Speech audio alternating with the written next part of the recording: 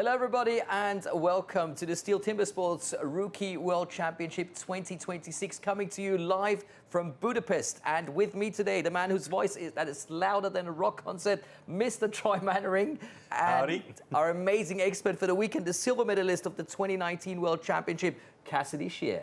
Happy to be here. Looking forward to watching some timber sports. Oh yes, we are ready to go. We're going to see some timber sports, all right.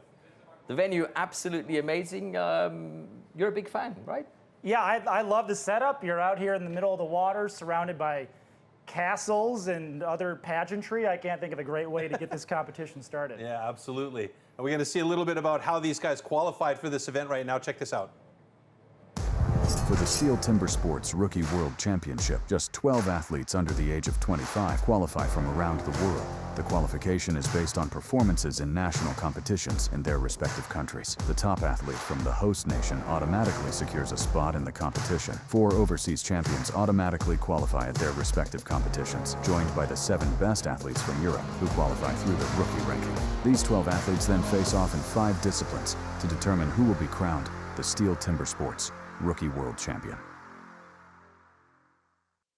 This is how it works, but of course it's not just only us here in the studio. We also have a field reporter who's going to come to you live from this amazing stage, and his name is Laszlo. So Laszlo, take over. I hope you can hear us.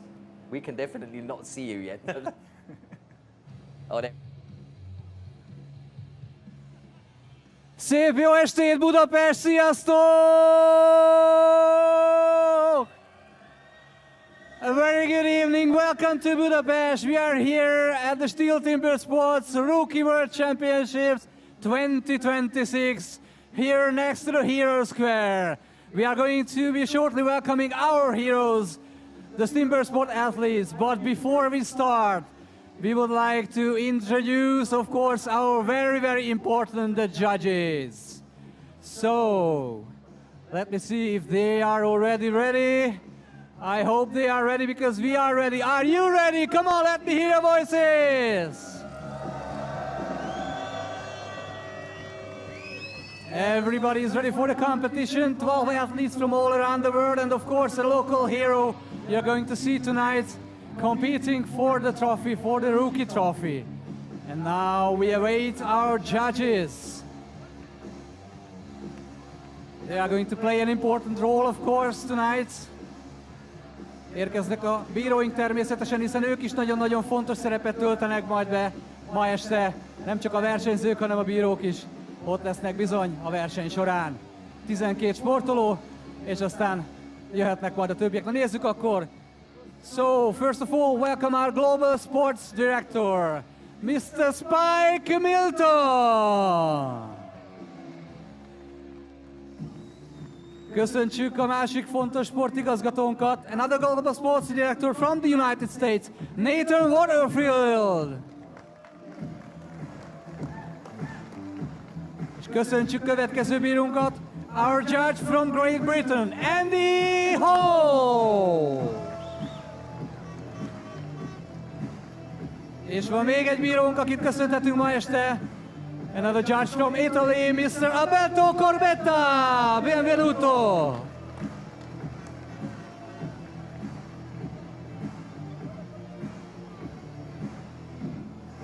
Those judges are ready to score, and of course we are going to have video judges, because everything is very, very important, very detailed tonight. So let's see who are your video judges tonight. First of them is from Romania, Radu Kazaku. And of course, sitting next to him, Jules Jansen from the Netherlands.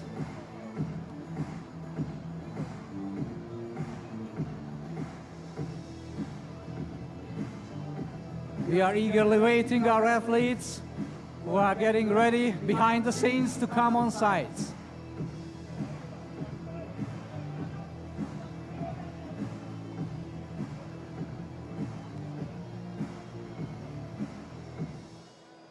Now the cloud is coming. That means our athletes are coming on stage, so please welcome from Australia, 2-time Team World Champion, Abate Amour Barrett.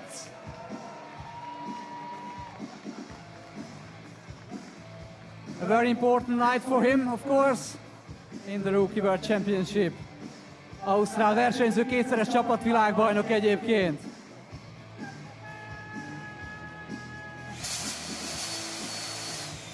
És akkor köszöntsük következő versenyzőket. Now next on stage, all the way from Austria, Simon Obertzaucher.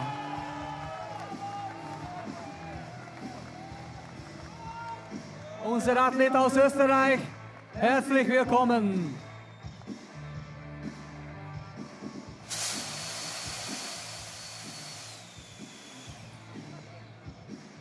És akkor következik egy olyan fiatalember, aki lehet, hogy főszerepet fog játszani itt a ma este folyamán. Maybe the man to beat, who will see? Camille van Randonk from Belgium! Two-time Rookie Academy winner, 19 years of age.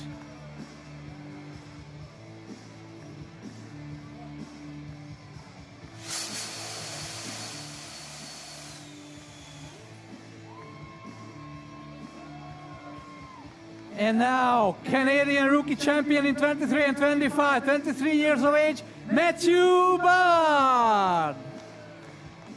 Kanadai versenyzőnk, kétszer nyerte meg a kanadai újonc bajnokságot.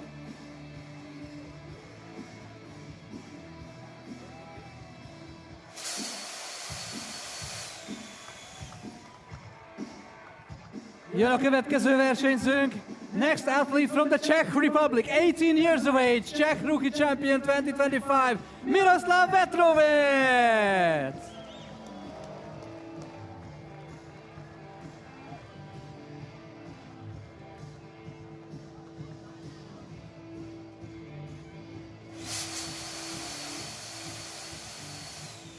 Köszöntsétek nagyon nagy tapsal a francia versenyzőt.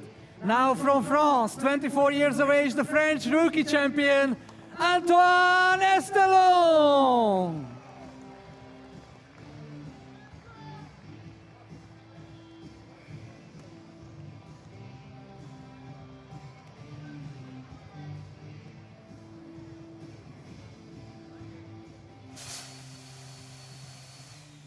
Most pedig szóljon a taps a 22 éves brit versenyzőnek, 22 years of age, British Rookie Champion 2025 from Great Britain, Rowan Luxton!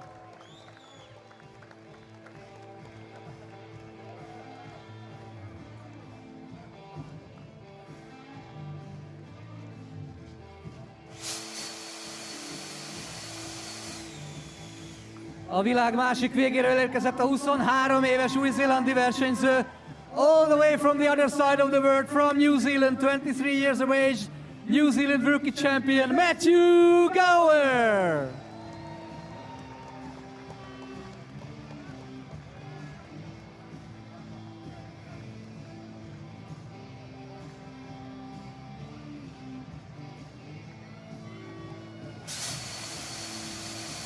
A lengyel-magyar barátság jegyében érkezik a 22 éves from Poland, 22 years of age, Team World Championship bronze medalist in 2025, Nikolaj Grönwald!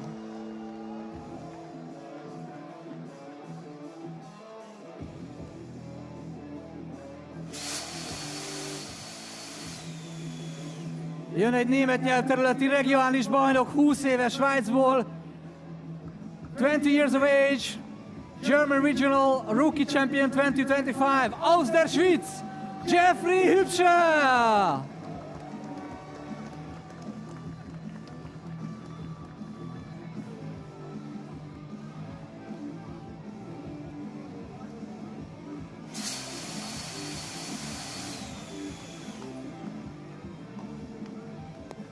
A nagyvízen túról érkezik az amerikai versenyző, 23 years of age, the North American Stockster rookie record holder, Daniel Miner!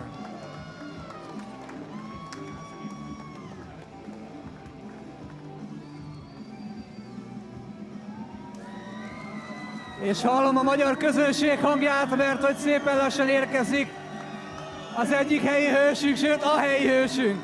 Now one of the local heroes, and I want to hear the crowd now cheering for him, because he is the local hero. Itt vannak nagyon-nagyon sokan, akik költről neki szurkolnak. Az ember, akit csak úgy hívnak, hogy a favágó öcsi. Élete talán legnagyobb pillanata lesz ez a mai este. Probably the biggest moment in his life. Now let's welcome Urbán Ádám!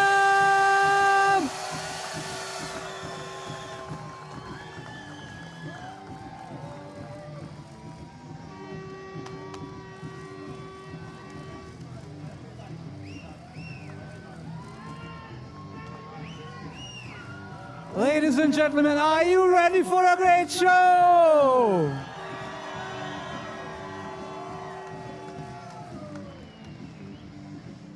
If you are ready, we are ready. We are hoping for a great show. All the athletes are ready. And of course, they are hoping to have a big, big cheer from all of you. So let's give it up once again. Come on. And now I give you back to the studio. Well, thank you, Laszlo, guys. One thing we haven't mentioned is the competition format. Cassidy, how does this work? How do you get to be the Rookie World Champion? This is the rookie rounds format. We have 3 rounds. First round, underhand stock saw, 10 points per event. After that, 4 guys are going to get cut. And then we're down to double points for the single buck and standing block chop. 2 more guys get cut for the final round. Springboard, 18 points. There's triple points in between each spacing. 6 guys will go. Whoever has the most points at the end will be our new Rookie World Champion. The STIHL Timbersports Rookie International Championship competition. The International Rookie Championships are held in a 3-round elimination format. In the first round, all rookies compete in 2 disciplines, the underhand chop and the stock saw. The times achieved will be converted into points upon completion of each discipline. In round 1, a single point difference applies in each event. Thus, the fastest athlete receives points equal to the number of athletes in the competition, and the slowest only 1 point. Any rule infraction will result in a disqualification, and the athlete will receive 0 points for that discipline. At the end of the first round, the athletes with the lowest scores are eliminated. Only 8 athletes make it to the second round. In the second round, the remaining athletes compete in the standing block chop and the single buck for increased points. With 2 points difference between placings, the fastest athlete now receives 16 points and the slowest receives 2. The 2 athletes with the lowest total points are eliminated at the end of round 2. Only the top 6 reach the third round. In the third round, anything is still possible on the springboard, as an increased score of 3 points between positions applies in this final round. The fastest athlete can score 18 points in the springboard. The slowest receives 3 points. The athlete who achieves the highest total score across all 3 rounds is the new champion.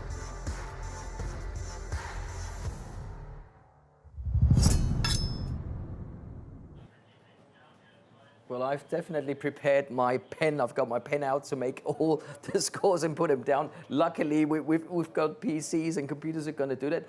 It sounds more complicated than it actually is, right? Yeah, it's fairly straightforward. Be honest. But let's get into it now because you know, the only way to really play a game is to get into the game, and sometimes that's the only way to learn. And so we'll take a look at that first discipline and the tool and the discipline that we're going to be seeing here for the underhand chop.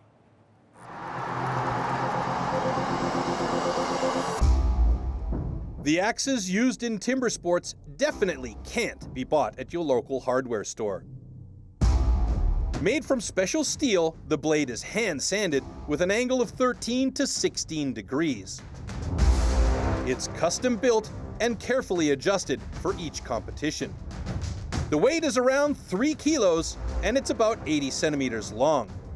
The blade is so sharp that you could shave with it.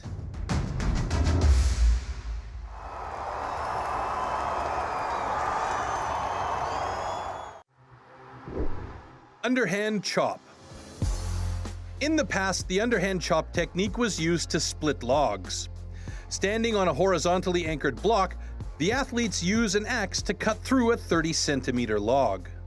The block has to be worked from both sides.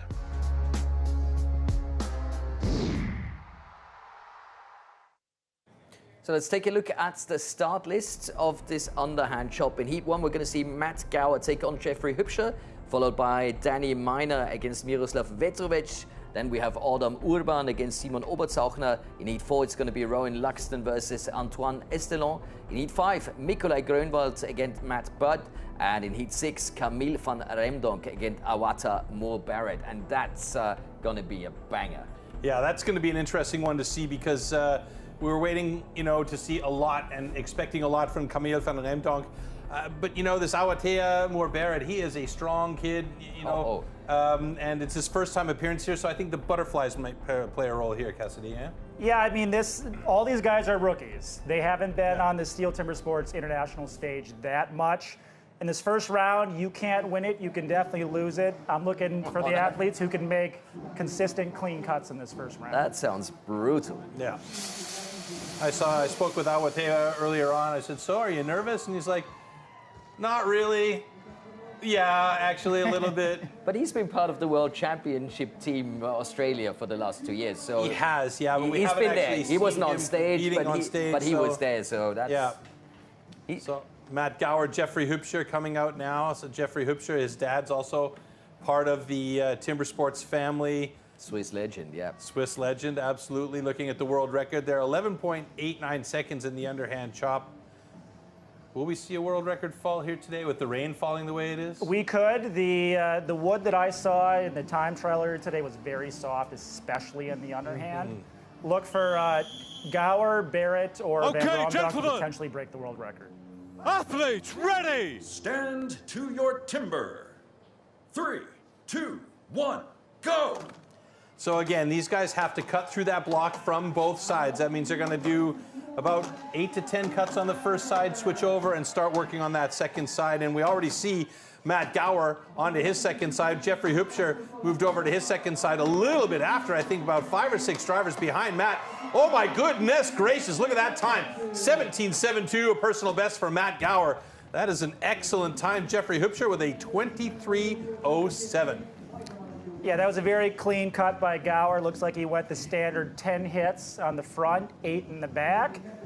All these boys from New Zealand, Australia, they are going to be cutting clean. They learn how to chop on hardwood, which is less forgiving. So their accuracy is usually spot on. Congratulations!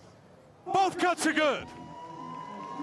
We should point out during these competitions that the first times that we see are almost inevitably unofficial times until our competition control center gets the final push and we get those times locked in. We should also point out that it's not all about power. Accuracy plays a massive role here, correct? Correct, yeah. If you're not presenting the axe correctly, you're just not going to cut as much wood as you should be. And not only are you trying to maintain the angle on the scarf, you're also trying to span the axe across the width of the log. So you're hanging a little bit of the axe out the bottom and on the top. That cuts the most wood each swing. And in these slow-mos, especially here with Matt Gower on those first hits, you could see he hit at the top, then he hit at the bottom on the same side, then moved over to the other side, did the same, and that's where those, as we call them, chips are coming out of the block. Correct. All these athletes will be chopping in a clockwise pattern or counterclockwise, but they're going to stay in that rotation until they get ready to put in the final hits on each side. And they turn around and start that same thing. Those first 4 opening hits on each side are some of the most important of the chop. That's what dictates the scarf angle and how many hits you think you'll end up going on that side. Oh, and that's an influence on your rhythm as well, right? Yeah, yeah.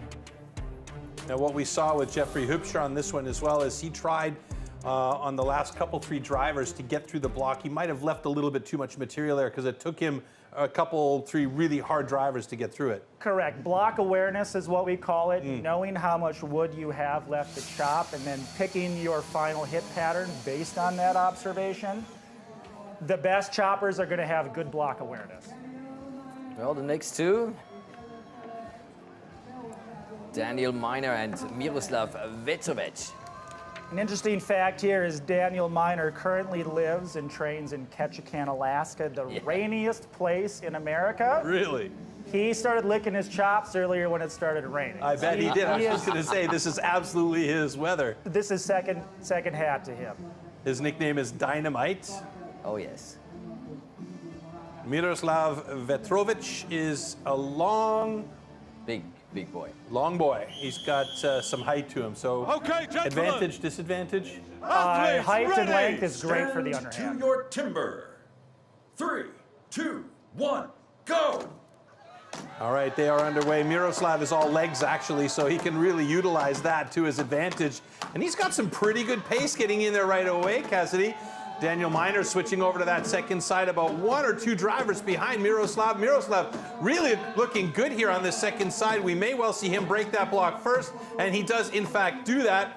And our timer is stopped. I don't know why, and we'll get an updated time here as soon as our competition control center gets it back under control there.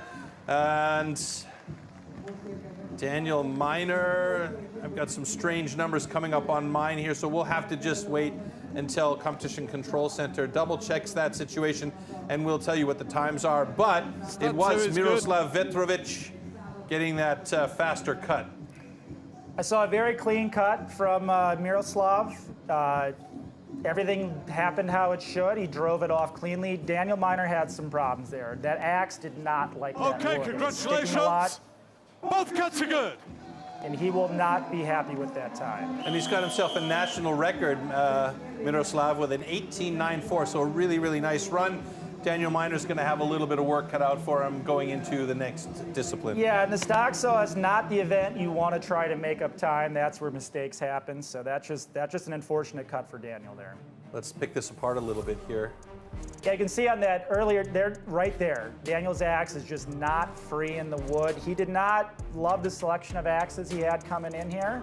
And we're back to those first 4 cuts that you were talking about. Yeah, they didn't penetrate and they weren't sticking. Whereas on the other hand, Miroslav, the axe is going right in, coming right back up, using that height, that length to generate a big arc. The further out you get that axe from your body, the axe speed increases exponentially, actually.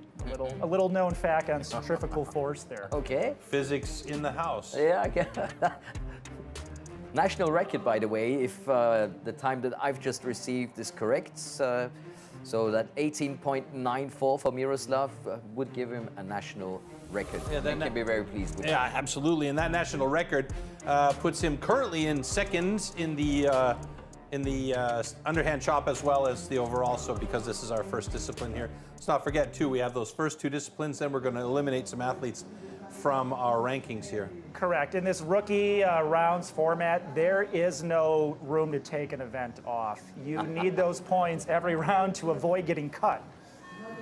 So the local hero about to enter the stage. Oh, and listen to the crowd. Brilliant. I love it. And that's going to give him a real boost.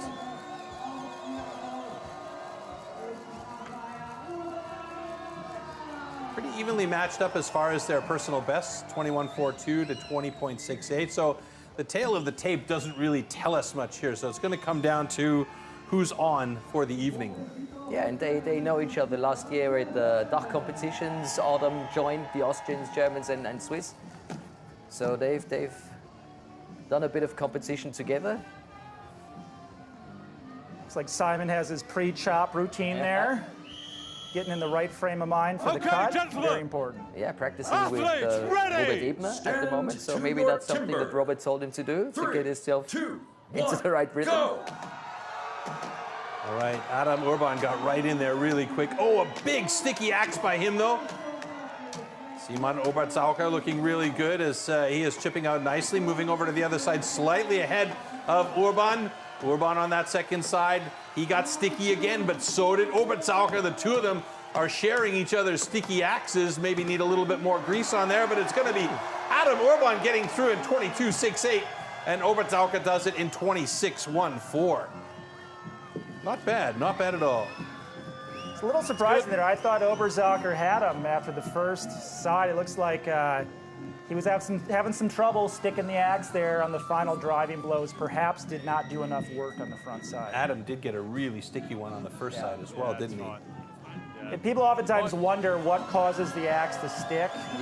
Me, for instance. Yeah, not having the right grind for the wood is part of it, but also when you don't present the axe correctly, it's harder to bring the axe out in the same way it came in. Okay, and that's how congratulations. you have an Both axe cuts are good. not stick, is to pull it out the same way that it went in. It's also interesting details. because there's a lot of different axe choices out there. Half banana, banana, wedge, chisel. The number of grinds are endless. The Yeah. number of angled edges you can put on, whether your axe has a hollow. It's a lot to keep track of, actually.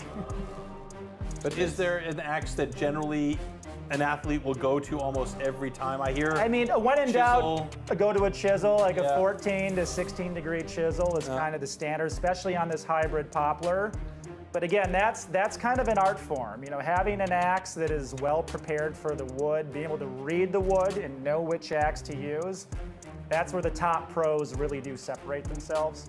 Nice view of the socks, by the way. Very special socks used in the underhand chop. Yes, and I love seeing guys chop in Vans. I love that style. out there on stage. That's very California.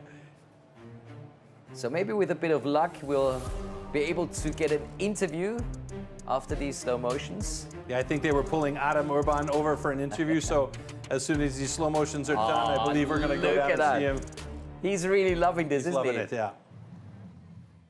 So I'm here with local hero Adam Urban. I'm going to talk to him in Hungarian, and of course I'm going to translate.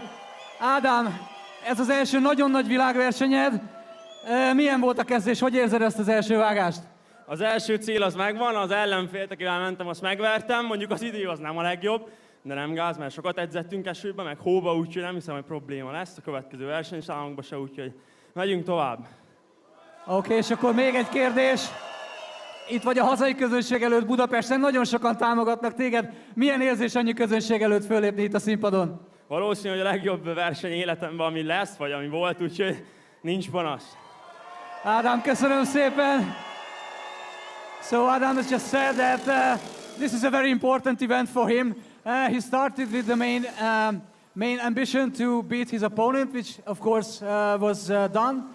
It's not the best time that he was hoping for, but still a good start. And of course, he's feeling the love of the Hungarian crowd. As just we are feeling the love of the Hungarian, but of course the whole crowd.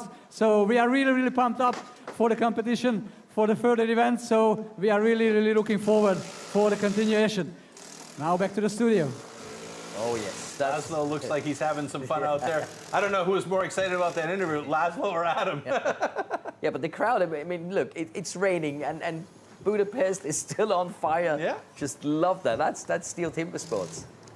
You definitely have to hand it to that crowd. It's not necessarily warm out there right now, and it is raining, but Not they that are out there comfortable, yeah. cheering on their local boy Adam in that first round heat win.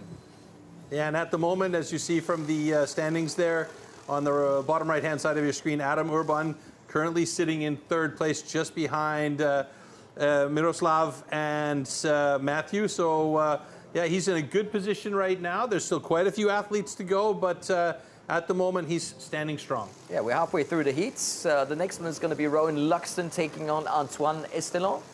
So it's Great Britain versus France. And our crew is doing their best under these really difficult conditions to get the stage set for the next heat. Yeah, I think the view we have from here is amazing. And actually, I'm quite happy we're not outside at this very moment because the rain seems to be getting heavier and heavier. Yeah, it seems to, huh? Not easy for the athletes. No, I mean, rain can be a factor. The stage itself has a grit material in it that keeps it pretty grippy even in rainy conditions. The biggest factor for an athlete is going to be wet axe handles and saw handles. Mm-hmm. The saw handle especially, that's one. Like the axe handle, if it's a little bit wet, it's wood, it absorbs it, it's not a big deal. But You very often see there's a little bit of that zinc on there or that chalk as chalk, well, yeah, right? yeah, that can help with the grip. But the saw handles, they're made of metal and they just get a bit more slick. What about gloves? I've never seen anyone use gloves. Well, you don't use gloves chopping so much because you need to be able to slide your offhand. Having a glove on your dominant bottom hand, yes, for sure. And then again, in the single buck, your hand is rotating on that saw handle, and you actually want a loose grip when you saw, believe it or not. Yeah, I'll have to remember that when I'm on the single buck in Loose Great grip. Britain next time. Loose grip, Troy. That's the way to do it. That was a very loose grip that I saw try, to be honest. Hey, oh, whoa, whoa. All right, Rowan Luxton up against Antoine Estelon. Rowan Luxton's favorite discipline coming up right now, the underhand chop. One of his better disciplines is the standing block chop, so obviously he's good with an axe in the hand. let's see if he can hold on to the favorite discipline here up against Antoine Estelon, who's got actually a better personal best in this discipline. And in the French Rookie Cup, those were the two on top of the podium. Okay. Athletes ready. Stand to your timber. 3, 2, 1, go! Oh, very nice start. I think Antoine might have gotten in there a little bit faster than Rowan did. Rowan looking pretty good. He's not super accurate, but he's got a lot of power in those drivers. Yeah, and these look like some pretty good blocks. Antoine blew a giant chip out his first hit. That's a sign of a good block. Yeah, I mean, both of these guys looking like they're going to get through pretty good. Antoine Estelon with a national record, and Rowan Luxton also with a pretty solid time. Exceptionnel, fabuleuse. Oh, wow. So Rowan Luxton slips himself into 4th place, just behind 3rd place Antoine Estelon with a 21.53. Antoine with a 19.48. That's 2 national records and a personal best so far. And we always say we love to see those personal bests and records drop always, because that shows signs of improvement as we move along. It's great validation up there to see the PB or the NR or the WR next to your name after an event. Validation, that's an absolutely excellent way to describe it, yeah? Never really thought about it that way, but yeah, you know, I always say it's nice to see the improvement, but validation is absolutely appropriate in that case. And that, by the way, is my favorite sentence. Both cuts are good. Yeah. With you there. Oh, and look at the joy in his face. So these guys really happy to be on that stage. It's a great feeling coming off a great cut on a STIHL Timbersports international stage. No other stage in the world has the pageantry or the production value we have here. It means a lot. I can see it in their smiles. Those guys are feeling really good. I was amazed the first time that I saw Timbersports live more than 12 years ago, the fan base and the people in the audience that just went bananas. And this was a long time ago for me. With relation to, you know, where the sport has come to now and the amount of production that goes into it and the professionalism behind that production and all of the pageantry, like you mentioned, that goes into it now. Even back then, there were flags waving, people screaming and yelling and going bananas in the crowd. I loved it from the get-go. It was just, for me, it hooked me right away. Yeah, and if you think of the wood production, the cameras that are being used to make sure that everything is perfect, that's some serious salad right there. Yeah, it's got the chips blowing right out there. Those were 2 very nice blocks. Really seemed to come apart well, and the guys had great axe selection as well. And that's that grain you were talking about earlier on when we were off. Yeah, I tend to notice this, and a few other athletes agree with me, that when you see that kind of that discoloration in the heartwood, that marbling, those blocks tend to be a bit softer than the ones that are all white throughout. I love the details. This is so good to have you here. For me, it's a block of wood.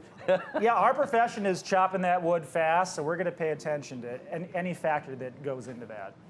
So now you mentioned a lot of the times the mullet or the Trojan lid, or as we say from Canada, the hockey hair. But we also talked about a couple of really fantastic mustaches that were out there, and Nikolai Grunwald, one of the best. Wow. Yeah. I mean, when you have a steezy mustache quite like that, like cut with that accuracy that you see, like you know he's going to come out and accurately cut this underhand as well. Yeah, he probably used that same axe for his mustache as he's using for the underhand chop. Yeah, he only has one blade that he uses in his life.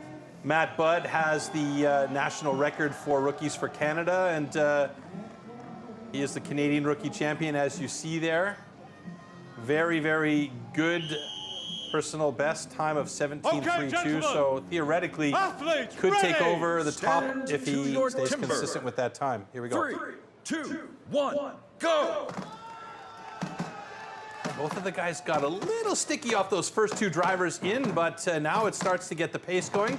Nikolai Grunwald in the white and red on the far side, and it's Matt Budd switching over to the second side of his block in the red and black Canadian t-shirt there. Both of them on that second side driving in sync with each other. Who's going to get through there first? Matt Budd with a 27.5 and Nikolai Grunwald with a 22.13. Solid times, middle of the pack. Yeah, believe it or not, Michael Budd's going to have problems with that cut. That should have come off about 4 seconds earlier. That axe was loving that wood. He drove a little bit early. Rather than go straight to his bottom driving blows, if he would have taken one more chip out, that could have come off 2-3 hits earlier. I also watched him in the practice earlier on. He was sweating bullets over what axe to use. He went through 5 or 6 different axes, just hitting one time into the block. Yeah, all that selection paid off. That axe was loving that wood. If anything, it loved it too much, and he was burying the axe a little bit, and it was a little bit sticky.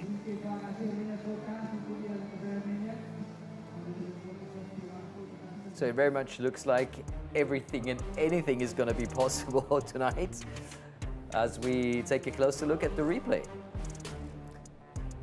Yeah, 2 great blocks. Whenever you see a chip completely slab out the side on the first hit, that's a sign of a good block.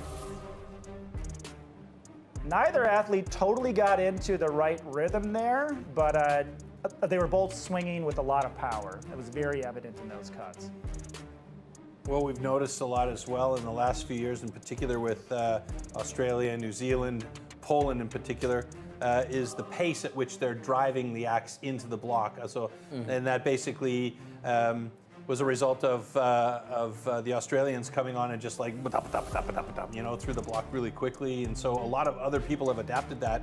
And I see that Poland, the Poland team in general, Mikolaj Grunwald, you know, all these guys are doing it as quickly as they can. Yeah, speed is definitely a factor. Once you watch Braden Meyer chop an underhand, it naturally makes you rethink the pace at which you hit the underhand. Yeah, it must be horrible to see him for the very first time, just doing his thing. But 2 potential world champions coming up in heat number 6. Camille van Remdonk from Belgium and Avatea Moore-Barrett from Australia. Who's going to go and win this duel, guys? Toss a coin, basically. Pretty much. This is our 2 best choppers right here. Avatea will be a bit more controlled and precise in his delivery. Camille is, man, that guy just sends it every single time. If he can cut clean, he'll be right with Avatea. But I'm going to give a slight nod to Avatea just because he's a bit more precise. And this will also be Camille van Remdonk's final stint in the rookies. He's moving up to the pros either later this season or as of next season official. Yeah, and he's ready for that for what I've seen. He's already cutting the standing block on the Belgian national team for the World Relay. Okay, gentlemen. Athletes, ready! Stand to your timber. 3, 2, 1, go! Great start by Camille, right on the gun. You can see that pace we were talking about earlier. Camille getting a little bit wild in that block, but Avatea onto the second side quite quickly. Camille about 3 drivers behind him onto the second side of his block. And it's going to be a season's best for Avatea Moore-Barrett, 14.25. And they stopped the clock a little bit too early. I'm going to say that's probably about a 19-second cut for Camille van Remdonk. Yeah, I think he's still going to be in 2nd or 3rd place, but what a great cut from Avatea. Just the Australian precision that you come to expect. Looks like he did 8 on the front, 7 in the back, made the right decision the whole way through. I can't keep up with those counts. It's unbelievable. Okay, congratulations. Both cuts are good. So it was a good start by both these gentlemen, but a season's best by Avatea Moore-Barrett with a 14.02. That puts him atop the leaderboard in the underhand chop, including the overall standings here, as we are now through the first discipline. Matt Gower and Miroslav Vetrovic are 2 and 3 as we take a look back at the slow-mos here. Yeah, just a clean, precise, no risk, no frills cut from Avatea. But look, those hits are right where they should be. And he's taken the block apart exactly how it should be taken apart. That's just the block awareness that you get from these experienced Kiwis and Aussies. Sensational. Yeah, I mean, I said to him, do you think the butterflies will go away when you get that first hit in the block? And he says, maybe. So clearly it worked, right? Yeah. I mean, he says, calm as unbelievable. Yeah, Camille is not going to be happy with that, and you can see it in his face. No, and that cut was kind of what we see out of Camille. We see tremendous speed, power, and accuracy, but he gets a little bit ahead of himself. On that last hit, He let himself get off balance, came off the block, had to step back up. That cost him 2 seconds, which is potentially 4 placings here. Yeah, I mean, he's currently sitting in 5th place right now. So as we take a look at the underhand chop results there with Awatea Moore-Barrett, then Matt Gower and Miroslav Vetrovic in the top 3 positions there. We got 2 national records, a personal best and a season's best in the underhand chop. So validation, as you said, is very good. And we will go on to our next discipline shortly, which is the stock saw. Oh, yes. And of course, we're going to make sure that you know everything you need to know about the discipline and the tool, and that's coming up right now.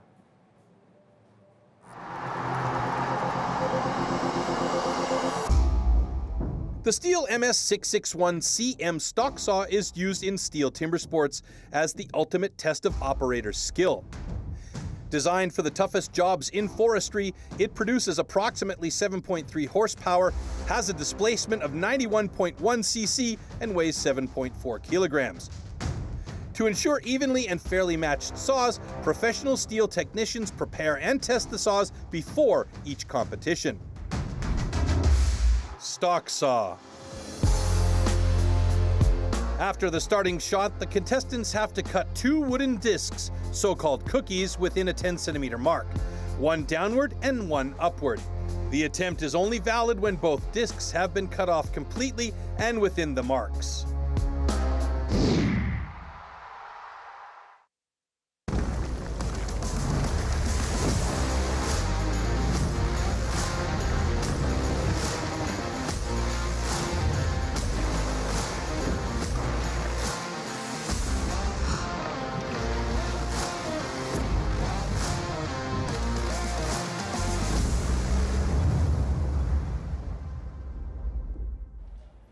Time to take a look at the start list for the stock. So we're going to have Matthew Gower take on Matthew Budd, followed by Awatea Moore-Barrett against Miroslav Vetrovic.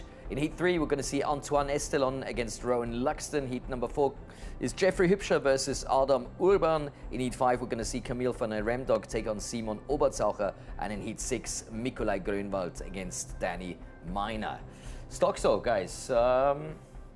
One of those disciplines where things can go wrong. Pretty much anything can happen.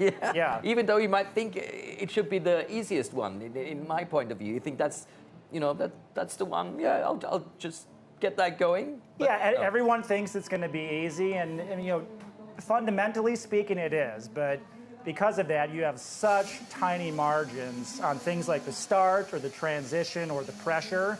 And it's kind of like a free throw. It can get in your head at times. So look at the athletes who are just generally calm and composed to put up the best performances here. And it's really about your alignment and not pushing. It's feeling the saw more than anything and making sure you keep those revs up and the tension even. Correct. There is an ideal RPM for each saw and each individual piece of wood. It's your job to figure that out in about a half a second out. Oh, brilliant. And in the meantime, don't flub the start. Don't go too fast. Don't go too slow. Thank you. Yes. And make so sure like that no you're pressure really. Make sure you're cutting a full cookie. Yeah. It is super unique in that context, though, is that, you know, people usually chop how you think they're going to chop. You can be the best stock sawyer in the world. You mess up one little part, you're suddenly in 10th place. Wow. And of course, the MS661, that's something you can buy in a store. You know, you and me can, well, you try and me can buy that and give it a try, and then. All right, looks like a good even start by both of the guys. Matt Budd's got a nice thin cookie. Hopefully he stays in that line. Nice transition. Oh, he's cut out though. And Matt Gower, the national record there for Matthew Gower. And Matt Budd is not going to be satisfied with that upcut at all. Nope, that's one of the things I was talking about there. He started anticipating that transition before it happened, took his finger off the throttle a little bit, had to recut, and then still bungled that transition a bit. Yeah, you can see it even from this angle. There's a light cut out, and he had to reset and cut again, so he had a complete cookie. He's got a complete cut, but that gives him a problem with the time. Last place is still better than 0 points. Yes, for sure. And Matt Gower with a national record there with 11.15 seconds. So by default, that will put him up into the top spot for the moment. Yeah, that was a smooth cut. Everything looked to happen how it should on his cut. I mean, it appeared from my side that both these guys got into the wood nicely. You know, Matt Budd and Matt Gower both. Yep, it's great. You're going to see right here. That must have been Gower's cut, but Matt Budd had difficulty right before the end of that first cut. We should see it on this angle here, hopefully. Looks like he slipped a little bit there and lost his footing. Yeah, you can see he cut out twice there and really had to take a lot of time. He did. And how you align your body is very important. I go through a consistent routine of measuring where I'm at, where my stance is at. I've learned so much in the last 5 minutes. I can't believe I'm making notes. You know, it's like, oh, position is that. It's not a difficult event, but it's super technical, and little precise alignments and movements really matter. And it's interesting to watch too. Some of the guys have these very interesting routines, and the adaptation of the rubber mats has also helped a lot in the last years. You can see them, you know, thumbing and giving the old hang loose from the block to the handle of the saw, and then they'll do a couple of lifts and placements with the saw off and everything. It's very much a mental game as well, right? Knowing that you've got everything just the way you want it. It is. I equate it to like a free throw in basketball, or even your opening driver hit on a golf course. You have a routine to get a line, get mentally prepared, and you make that part of your competition routine. Yeah, normally you would say, okay, you hit 10 out of 10, but you don't. And you have the extra pressure, then you have that small slip. And like you said, those small details obviously make the big difference. And if you have to collect points to win the World Championship, this can be really, really painful. Right, and I've seen in the U.S. in the men's championship final, 12 of us within a half a second. First place to 12. So you really have to dial in every movement. And that, I mean, it says everything you need to know about the quality of the sawyers that are there with you as well on stage. So it's just the same situation here, you know? So here are our next two athletes. That's heat number 2, Awatea Moore-Barrett against Miroslav Vetrovic. Currently in first and third place, I believe. So this would be a very, very important cut for both these athletes.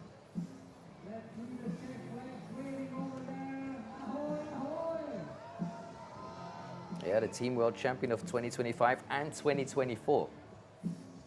He didn't actively take part on stage, but he was there, and he's used to competing in front of an international crowd, and that might also be a big difference compared to somebody whose first appearance it is in that kind of setting. All that stage experience helps, and yeah, being the alternate for Australia is still a big deal. It's not too bad, yes.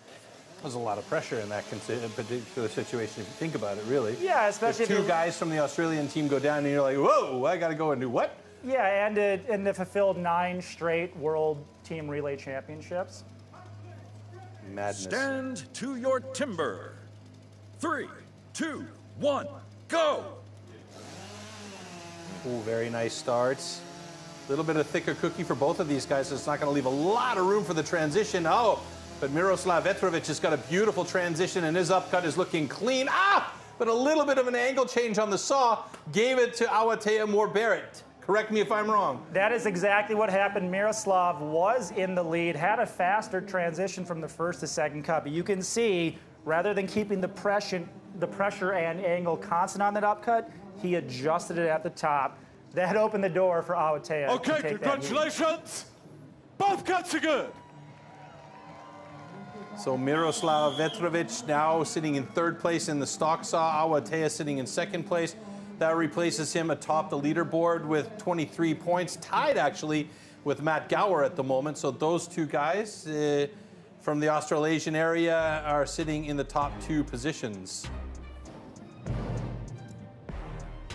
Nice clean transitions from both of our athletes there. Awatea, nice thin disc on that second cut. A thinner disc means less tension on the wood and a potentially faster cut.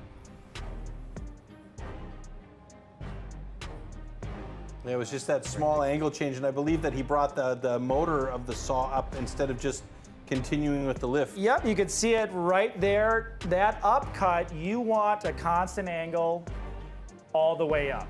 That's what's going to keep the most teeth in contact with the wood and cutting. You can that see him wood. also supporting it there. That's he lifted it up his leg instead of just staying on his leg and lifting the saw up. So that was the difference maker right there. Yeah, and that's just you know, more experience, more practice cuts. You develop that feel.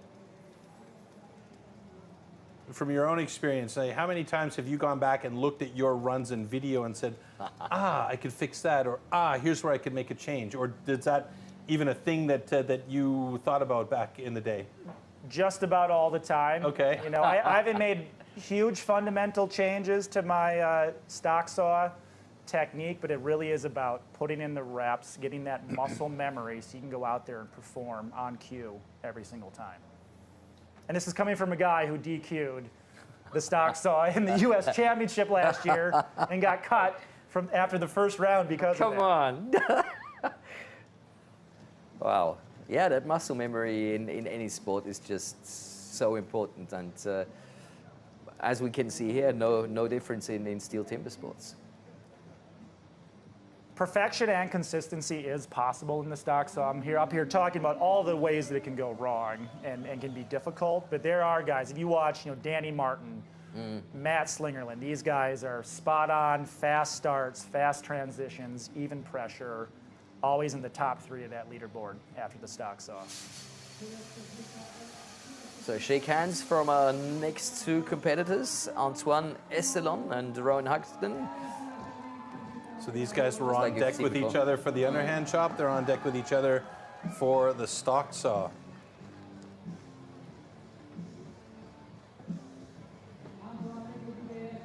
And you see second place French Rookie Cup and first place French Rookie Cup 2025. They must have déjà vus competing at each other.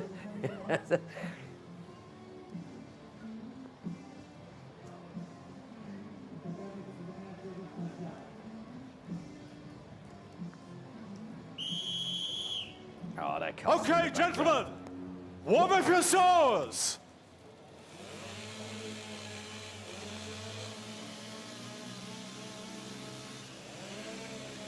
Why did he shake his saw? So that's the old Mike S. shake and bake. Warm what? routine. The theory Athletes, there is ready. that you can Stand oxygenate to the your gasoline timber. by shaking 3, it around. 2, Air 1, bubbles in the go. gas. Oh my goodness, Ooh, we have a Luxon with a problem. Estelon, he got that chain on there without really getting it moving. Estelon with a nice cut though, 11.71. That's a solid cut for him, and Luxon's going to have a problem with a 15.01. Nevertheless, it's still a pretty solid time. That's going to put him down at the bottom of the list for the moment in 5th place, assuming that he's got 2 good cookies on the deck. But he picked it up and he placed it in with a little bit too much gumption, I think, and the chain just stopped.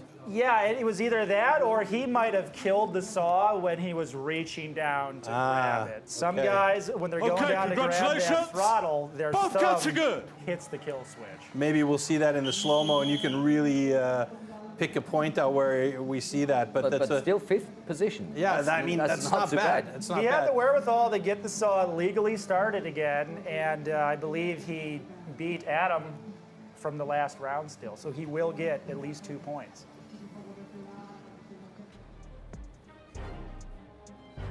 Maybe we can see it from this angle. Oh yeah, he didn't Yep. even get onto the block. He, You're right, I he think. killed the saw reaching for You it. said it. And I can tell you that's probably one of the worst feelings you can have Oh. in timber sports. But it his appeared like he reaction, didn't brilliant. panic. He just, Brilliant. okay, it's off. I got to restart it, and went in there and Yeah, he did what he was supposed to do, but I guarantee that in his mind, it was his energy and enthusiasm meter went from a 9 down to about a 2. oh man. Your heart breaks for those situations, but he's got a really nice thin cookie on the upcut, so he did a good job. Antoine looking very good though. Coming up with the lift in point. Love that. That momentum, the pressure coming out of the saw, it comes right up.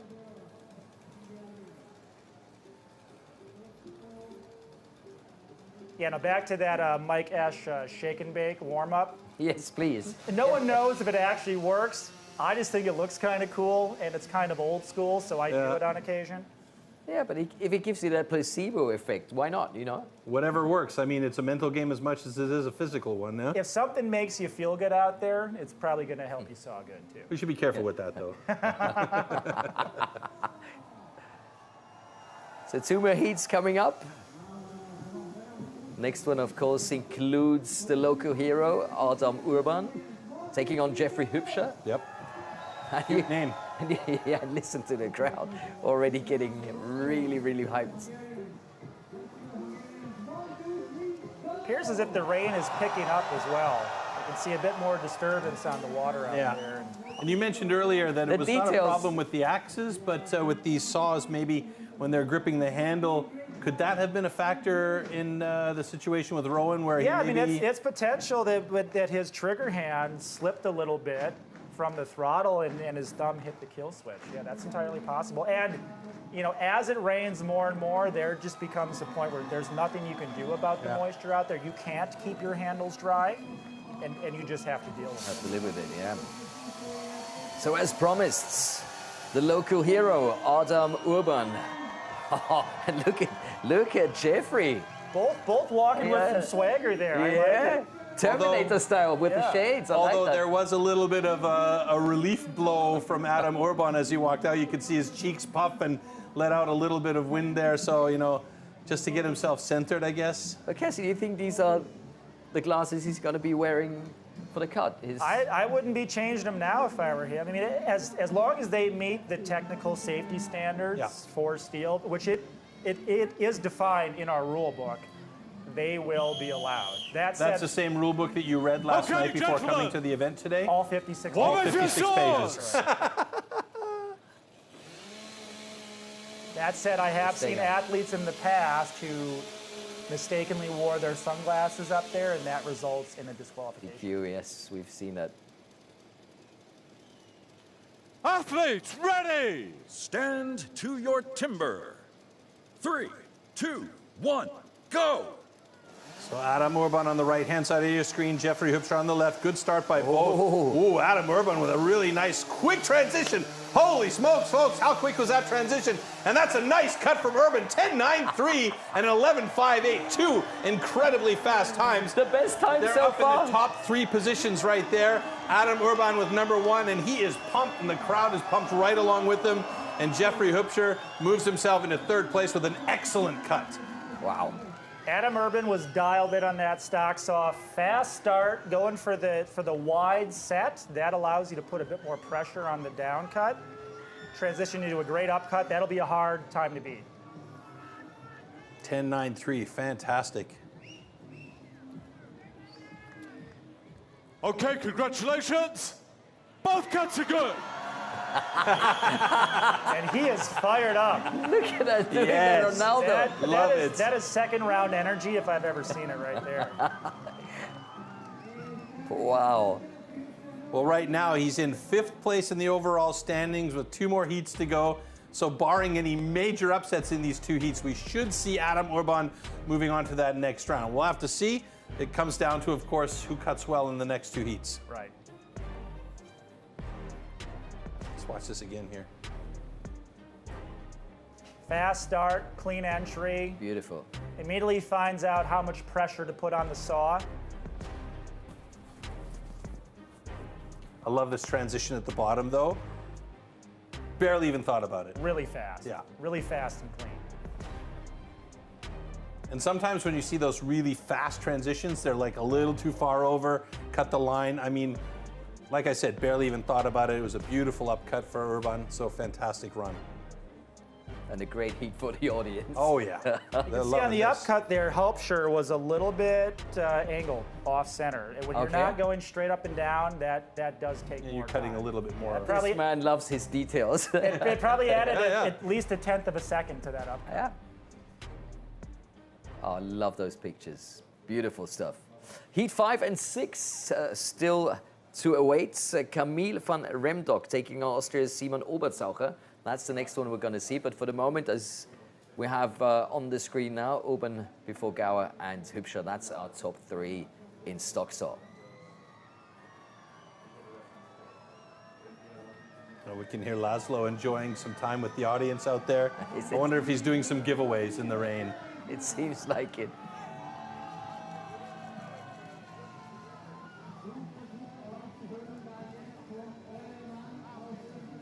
So Belgium is renowned for their stock sawyers. Let's see how Camille comes across with the saw in his hand. He has a chance right now. He is currently 8 points in. If he does well here, he could theoretically jump among, you know, the top 3, if he gets a good score. Well, he definitely wants to get some points in this discipline and not lose contact to the top 2. This is going to be a critical cut for Camille. Again, he has so much speed and power, and he wants it so bad. I hope he can just stay composed on this cut, because again, it's, you know... His national record is 9.34, so that says quite a lot about his composure with the saw in the hand. Right, We'll and see. you know, smooth is fast in the stock saw.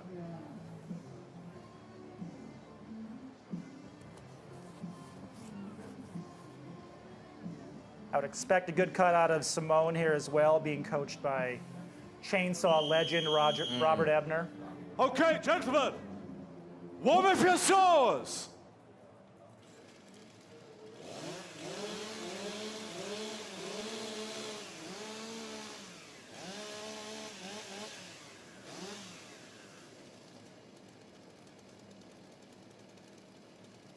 Athletes, ready! Stand to your timber. 3, 2, 1, go! Oh, good start. Camille and Simon both. That's a fat Pretty cookie for Simon. Holy Big moly. miss for Simone there. He's going to have to thread the line there. Camille van Rendonk, 11:59, walks away from it, and that is a solid time. 4th place in stock saw. Is that going to be enough to get him up among the top 6? Yes, it is. 4th place in the overall standings as well, and he's a little bit relieved there because I think he was probably doing the math in the back there before he came out on stage. I love those reactions. Beautiful. I loved how he stepped away from the block and turned and looked at his screen. Yeah, probably the most common reaction by an athlete after the stock saw Okay, is congratulations. one of relief Yeah. Both cuts are good. that event is over now and you didn't screw it up. But mostly, if you didn't screw it up, I'm sure. So Simon Obertaucher is currently in 10th place. That is not a good spot for him to be in right now. You can see Camille had a little bit of a bobble on the top of the log there. Wouldn't cost too much time, but it's not how you want to start. It's a little bit of a head game as well when that happens. Yeah, and you know, I can't tell you why that happens sometimes, but things happen so fast in the stock saw, you just need to deal with it. But both cuts look good after that. You can see that Simone had a bit of a bobble on the upcut there. He didn't have a whole lot of wood to work with because that first cookie was so thick. But he did a great job keeping it thin, so He did. He has two on the deck kudos to him, right? and is getting those points. That is a fat chocolate chip cookie right there. Oh, wow. Great upcut. Whew, had to be really careful on that one. Oh, beautiful pictures.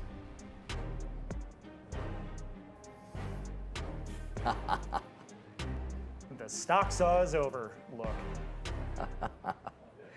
And then the smile. You can see me do that twice a year at the Yeah. US Championship.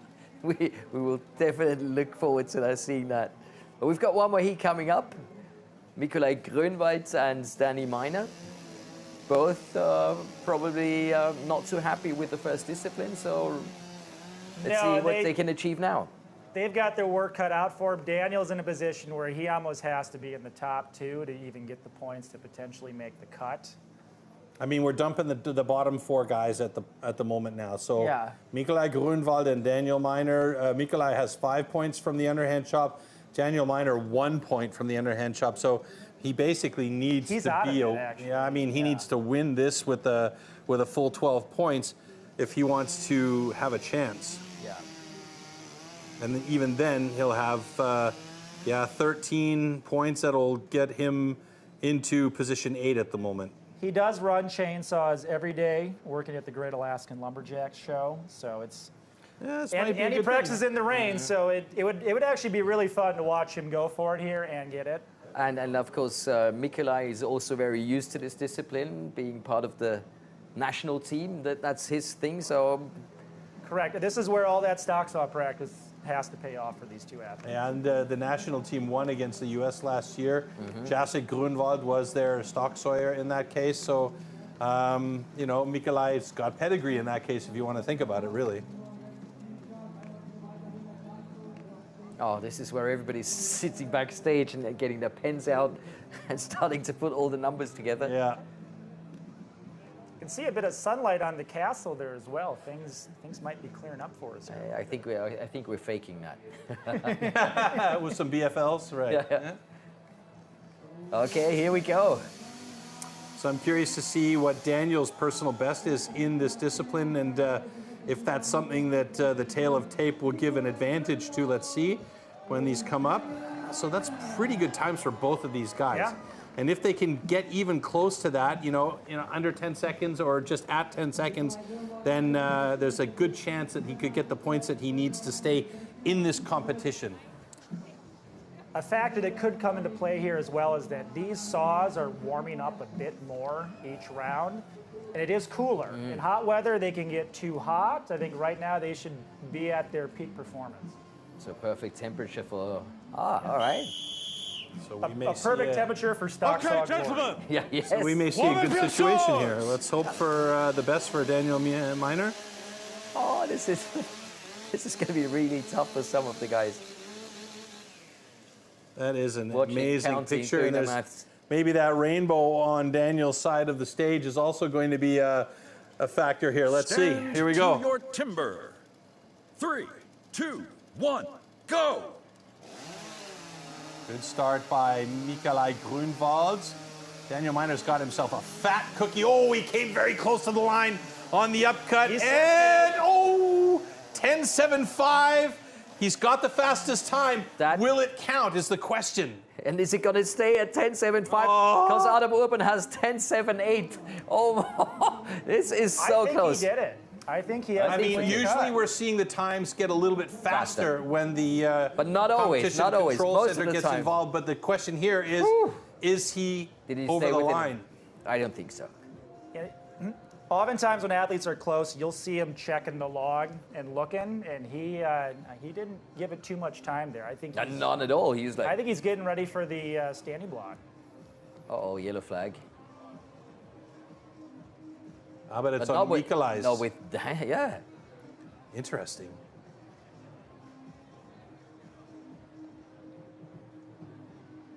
Should note to the fans that just because a flag has been thrown, that doesn't mean that a DQ is. Yeah, it's just a pending. warning that they're going to look at it. And you could, we could see here the under review is cut line or a question mark, so that's what they're looking at right now. For me, it looks like the line is more or less still there. I would say both cuts are good, but it's a judging decision. So we made a video review for stand A for a potential cut line. However, both cuts are good. All right, so that means Daniel Miner has, in fact, the fastest time with a 10.57.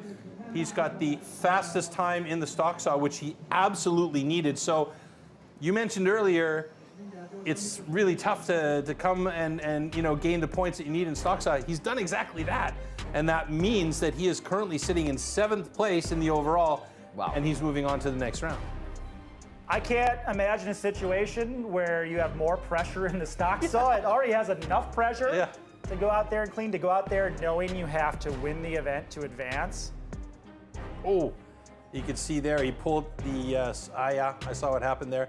The tip of the bar went in too far and he didn't get the complete cut, so that cost him a little bit of extra time, but great job by Daniel Miner.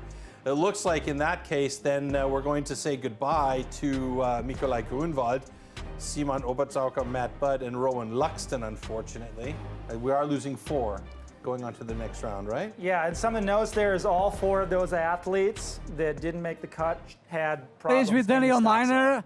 In the stock saw event, he was the quickest man on the field, 300th of a second quicker than all the others. How did you feel yourself out there? Felt good. Knew I had to go for it after the first event, so that's one of my strongest events, so I really just went after it. What are you waiting for from the next events?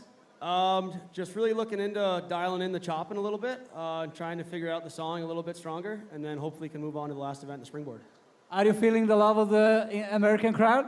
Yeah, always feel the love over there. Thank you very much. That was Milner from the stage. Back to the studio. Very calm and collected, this young man. Huh? Yeah, that's a tough task, not performing the way you wanted to in the underhand and then having to pull out a stock saw cut like that. He should be very proud of himself, right? Yeah, that's a huge cut for him as well, because you can see here, top spot in the stock saw with Adam Urban and Matthew Gower in 2 and 3.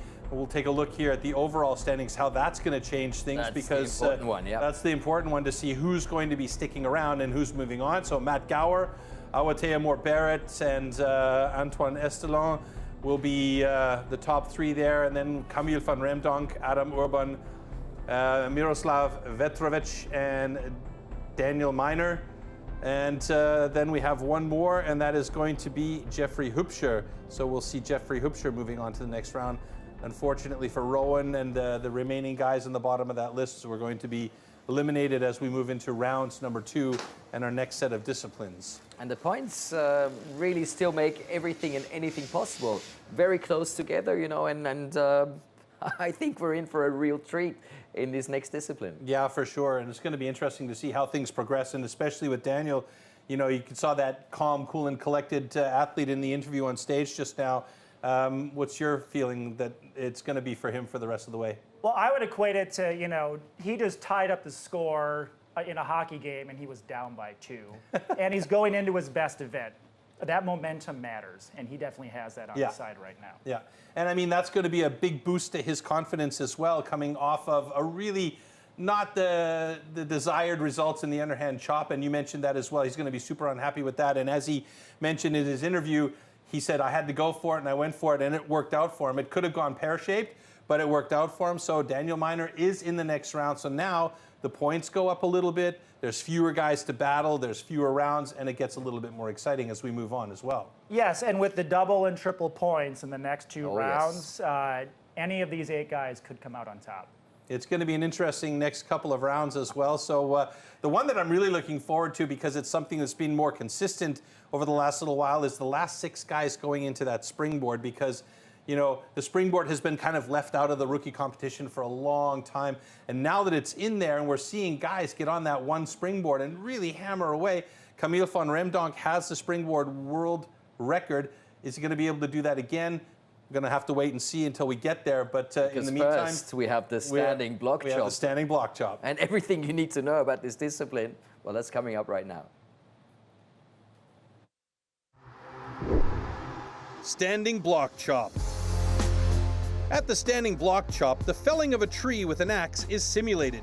A vertically positioned wooden block with a diameter of 27 centimeters has to be cut through from both sides. A powerful and precise swing with the axe is the premise of a good result.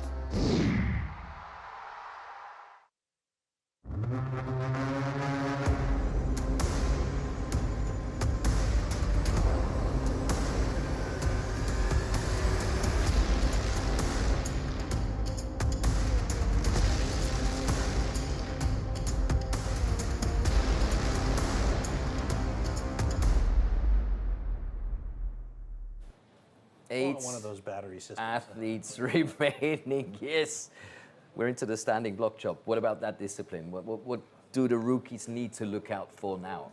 You know, and again, in these first 2 chopping disciplines, the underhand and the standing block, don't try to win it just yet. Go out there and cut like you know you can cut. Keep it calm, keep it cool, keep it collected. That's what I always tell Troy. Keep it calm, keep it cool and collected, and then I just lose it anyway. It never works. I get a little wild in these shows, right? Because it gets so exciting. Yeah, we have a bunch of great cutters again. Look to Awatea out of Australia and Matthew Gower out of New Zealand to really be the guys who go out there and chop like a pro, not a rookie. And let's not forget, Camille van Remdonk was part of the Belgian team, and he was cutting standing for the Belgian team. So, I mean, this kid is an animal, as you mentioned. He's a little wild, but it's fun to watch him. He has an awesome standing block swing. I love his mechanics. I love the energy he puts into the axe. Hopefully he can deliver a nice clean cut today. And that's our 4 heats. Jeffrey Hübscher taking on Danny Miner in the first one. Miroslav Vetrovic against Adam Urban in the second heat. Third heat consisting of Camille van Remdonk and Antoine Estelon. And finally in heat 4 we're going to see our Teemu Barrett take on Matt Gower. Wow. That's going to be good. I was watching Camille do a couple of practice swings in the yard back here earlier, and he really, really works that technique and that mechanics a lot. Yeah, the standing block is a much more dynamic movement than the underhand. That's where you see the true athletes really shine. Daniel Miner and I had the pleasure to train a bunch last week up in Ketchikan, Alaska, and I can truthfully say that he beat me in more standing blocks than I was beating him. Seriously? Yeah, Wow. yeah, so this is a great event for him. I know that he didn't love the way his axes were testing earlier in the day, but that's just something you got to power through, go out there and cut your best. Yeah, and he's got the momentum now. He does. Great stock saw cut. That's a huge win. So maybe it's good that he was in the last heat and now in the first heat, you know, just to take that energy into the competition. I'm not so sure that's how he planned it, but you know, that's an optimistic way of looking at that floaty. Well, thank you. I like it. It's a roll of the dice kind of mix between Okay, gentlemen. the listings here. Here we go. Athletes, ready! Stand to your timber. 3, 2, 1, go! It's like Daniel's going to go for an 8-hit pattern on the front. I know a lot of these guys are thinking, do I go 8 in the front or do I go 6? 8 is definitely the safer bet. He's at least halfway there. Looking for him to start driving here. Oh, wow. Great personal best from Daniel Miner. 14:21. Jeffrey Hübscher got a little bit more material to go through there as that one slab needs to come off and clean out, or maybe it doesn't. Hey, there you go. 24.45. That time is definitely going to change, but Daniel Miner, you mentioned it. Great standing Great block. cut. Look at how beautiful that scarf is. The classic pig's ear formation where the hinge wood is shallow on the near side, really thick on the far side. I don't want to say I called it, but I called it. Okay, That momentum, congratulations. guys. Both Brilliant. cuts are good. No, that looked really, really nice. And he's got that rain you talked about from Alaska. You know, it seems like he's setting in fire. 75% of his training takes place in a strong drizzle. Just No like way. we have A here strong drizzle. today. Yeah. And this is actually tropical for Daniel. That drizzle in Ketchikan, Alaska is about 45 Fahrenheit. It's surprising he's wearing long johns. You know, he should be there in shorts. But now he's got a nice big arc. You don't have to be a big individual to have a big swing in the standing block. Daniel is showing how that's the case. And if anything, on his backside, he potentially overcut the back. If he would have gone one up and then started driving, I think he could have potentially had it one hit earlier. But again, you don't win the competition yet.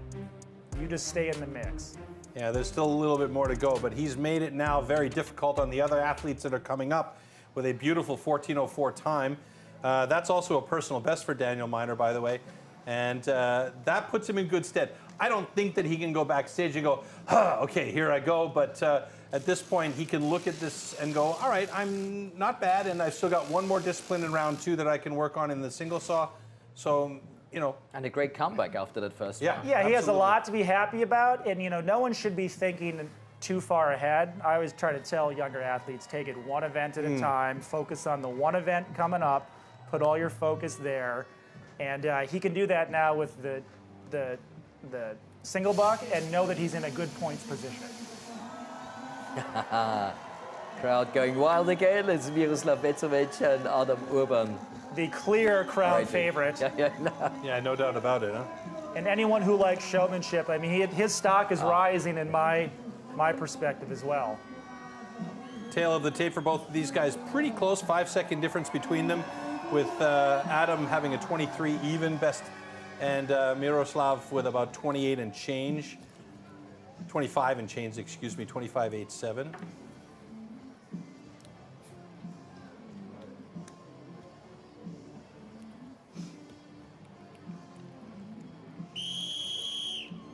Okay, gentlemen. Athletes, ready. Stand to your timber. 3, 2, 1, go! Getting right into it.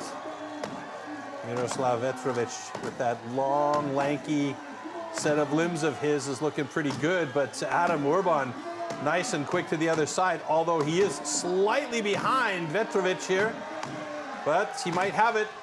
One more driver is going to do it. 19.62, a personal best for Adam Urban, and he is stoked about that, loving the energy that he's getting from that crowd. I mean, to give the crowd a personal best, what more do you want? And I wonder how much influence Botans Deutsch has with this young man, the legendary Hungarian chopper. Congratulations. Both cuts are good. Good times for both of these guys, actually. So. Solid cuts that should hold up for decent points. Miroslav got a little sloppy on his scarf there. You can see some big steps where he's not hitting the axe in the same place every time.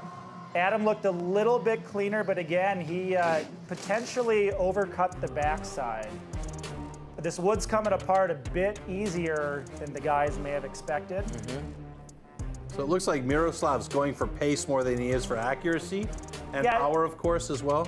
Yeah, he just, on his up hits, he doesn't have quite the slope you want. He's not getting the body low enough. Wow, look how close that was. Adam had a nice stance and a nice swing, but again, just not as smooth in the movements as you'll see from guys like Matt Go or Awatea or Daniel Miner in that. But their reaction. 12/100ths of a second difference between those two guys as well. It's just real close. Well, there's a picture for you.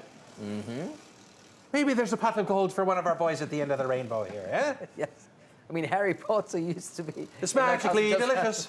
or a giant dish of chicken paprika. Or that, oh, yeah. right? Which I had last night, and it is quite delicious. So, Troy, we know what we're going to do after the show. Oh, yeah? Search for the end of the pot. rainbow. All right, heat number 3 coming up between Camille van Reemdonk and Antoine Estelon. I'm really looking forward to seeing that one because I got to say, I'm a big fan of Camille van Reemdonk since I've seen him as a young man, you know, hanging out with his grandpa at these events while his grandpa participated, and then himself participating, and his grandpa's always there with him. I mean, it's a really lovely story between these And the two. way Camille talks about his grandpa is unbelievable. Yeah. It's so great to see those two guys. Yeah. Brilliant characters. And Camille, I mean, I can't believe he's only 19. He's so mature and so focused. Great actor. And you never see a cell phone in the possession of either of these two guys when they're together. They're just talking with each other, you know? So like in the good old times. There's hope for the future. There's hope for the future. Look at that national record, 10.70. Speedy. That's fast. He is rocking that Gen Z Belgian Euro mullet there. You mentioned this earlier, yeah. Which scientifically does add 10% more power. This is like the Achilles heel, right? Just don't cut it off and you're good to go. So time under 10 is possible, you know, with that hairstyle. Big kudos to our camera crew on stage as well, capturing those amazing images with that rainbow in the background. The rain has finally stopped, so it's looking beautiful out there. Here we go. Your timber. 3, 2, 1, go! Ooh, sticky axe for Camille. Antoine Estelon looking very good as he's getting clean. But that stuff is just flying off for Camille van Reemdonk. Camille went Antoine Estelon, and he's on his second side already. Could this be a good time for Camille? It's not going to be his fastest, but it's going to be a solid time. Second place behind Daniel Miner. Antoine Estelon struggling a little bit there with a 22.52. A very aggressive cut from Camille. He went 6 on the front, 2 up, 2 down, 2 up, whereas Miner went 8. And yeah, he has just a nasty swing. There's no other way to put it. Just a dynamic, fluid, getting all that rotation from his legs right up through his midline. I think a lot of that knowledge about how to use that core comes from the fact that he does shot put and discus in track and field as well. So you know, very much of that comes from that. Lots of people don't know this, but the throwing sports in track and field have the most athletic carryover to timber sports of any other sport that Which is. makes sense. Yep, it's all that rotational power. Look how deep he is, though, on Wow. those. Wow. You got a really sticky axe on that first one. He had to wedge it and get it out of there. You know, and that may have had nothing to do with axe selection and just how far he's burying the axe into the wood. Look at that shot right there. Fantastic. Love it. Somebody's going to give that cameraman a bonus. That's some angry hitting right there. Oh, you wanted one more. Ah! Those are those moments where you kind of go, eek. Yeah, you know what? And he kind of lost the win there. He perhaps got a bit aggressive on the backside. It looks like he just went 1 up rather than 2 up. If he would have tried to go 6 on the back there, he could have had that a hit or 2 earlier. Imagine that. And you can see here, this block also split in the middle. So a lot of that power that Antoine was putting in there was being absorbed by the block bending away, right? Yeah, what could have happened there is he might have thrown one of his down hits in at too steep of an angle, and the wood's so good it didn't have enough tension to keep it together, and he split it. And yeah, you don't want to have a split block. That absorbs some of your power each hit after that. So it really is a finite amount of angle, like you say, presenting the axe correctly to the wood to make sure that you're not, you know, skipping off the block on your upcut or cutting down and into it and splitting the block on the down cut. There's a lot of it's almost like science that goes into this. It is. Each block has a magic hit pattern that if you deliver the axe correctly, it'll come off hit pattern. I like that. as fast as possible. And that's why, you know, in the more experienced guys, especially in the rookie division, the Southern Hemisphere choppers, they seem to tune into that magic hit pattern more often. Talking about the Southern Division of rookies. Yes. We've got one more heat coming, and that's Awatea Mubarak against Matt Gower. So that's going to be another big one, and that might, just turn everything around. Yeah, I would expect to see these guys cut these blocks in the 12s here. Get ready for it. So we're still only in the first discipline of our second round here. We have 8 athletes currently participating in this second round. We've got to go through this final heat in standing block, then we move on to the single buck. And at that point, after the single buck heats are done, we're going to lose 2 more athletes. So we're carrying only 6 athletes into that final round and the springboard. So we know that we've got some good cutters coming up here. Is there a way to make up that points in that single saw, or is that another one of those sawing disciplines where it's like, You know, it's possible, but the single buck is just not an event that you try new things in. You want to go out there Yes. and routine, right? Yeah, you know, the only 2 events where you can really change stuff up and go for it in the rookie division here is the standing block and the springboard. But you got to make it to the springboard. You have to make it to the springboard. Awatea Moore-Barrett and Matthew Gower coming out next as we get our last heat ready to go with these beautiful images. And I can really feel the tension now, guys. Yeah. I'm starting to... We're getting into the decisive phase of this World Championship. Let's see if they can feel it. Don't recognize any tension in the faces. Saw a little bit of breath out there from Awatea, but nothing that would make me say, yeah, he's really in trouble. Worried. You know? Now, and Awatea, he's been making the big finals at the big standalone wood chopping competitions in Australia. You know, he's been in big finals before, and that'll show in his cutting here.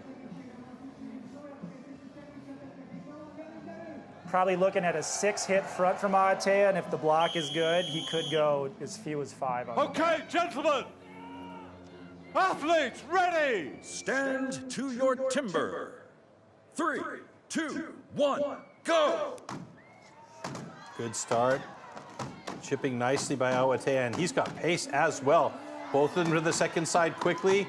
Matthew Gower looking good on that second side, chipping out nicely. Oh, wow! A season's best by Awatea Moore-Barrett. 10-6-7, and he moves right to the top of the rankings with that.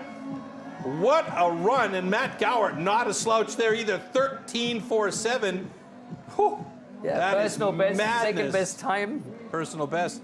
What a And the- heat. And the funny thing is, the season's best 10.67 is not even Awatea's best time. No, and he must have heard me say that he'll go 6 and 5 there, because he went 6 and 4.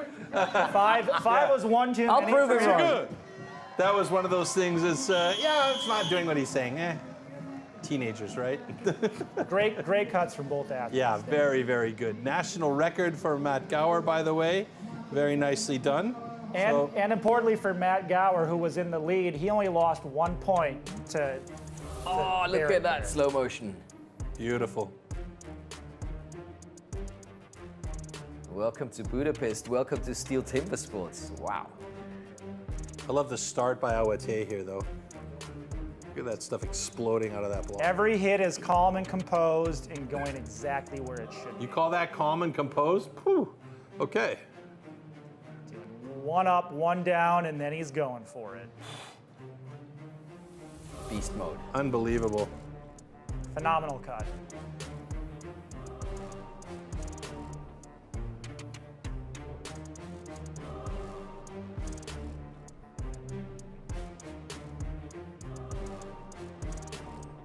A little bit of a sticky axe there.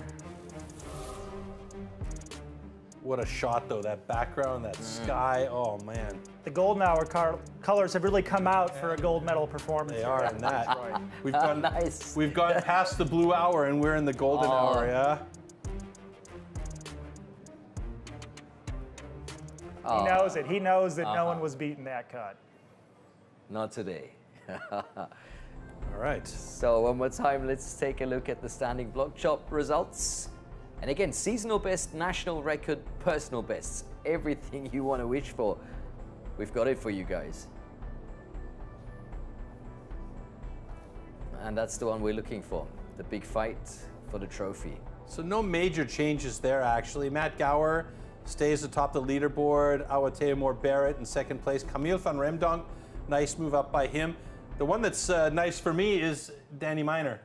Yeah, I mean, he was on the verge of elimination, Yeah. and now he's in 4th place. Yeah, and very still good in the job. mix for a Yeah. championship. Great comeback by Daniel. And we still have one more event in the second round, so there's still a chance for him to improve. But like you said, don't want to make any changes going into the single saw. And the single saw, like, Sterling calls it the misery whip, right? That's very, very true if you're not making really clean cuts, right? The 2-meter-long cross-cut saw used for the single buck discipline is made especially for competition. A series of consistently patterned 10-centimeter-long teeth are cut with a laser on one side of the saw and then hand-sharpened. Saw teeth are divided into 2 types, cutters and rakers, just like on the old-school saws. The saw weighs about 5 kilos and its base price starts at around 1,500 euros. Single buck. The single buck is a one-man saw about 2 meters long. With this, the athletes have to cut off a complete disc of a 46-centimeter thick wooden block. The perfect interplay between rhythm and strength is the key to success.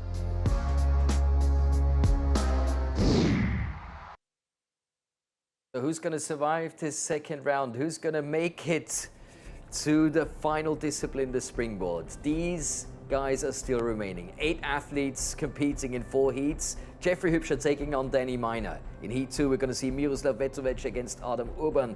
In Heat 3, Camille van Remdonk against Antoine Estelon. And finally in Heat 4, Awatea Barrett against Matt Gower. We should point out, too, because we do have the Champions Trophy this weekend, but this is not an elimination type event. This is only about getting the speed and the points while you're on stage with the other guy. The eliminations come after each discipline. So if you're just joining us on the live stream and our live feed, we are moving into the second discipline in the second round with 8 athletes remaining. And in this round, it's going to determine which 6 athletes are going to move to our final discipline in the final third round, and that is the springboard. Very well said, Troy. Thank you. Thank you, I appreciate that. I'm here for you.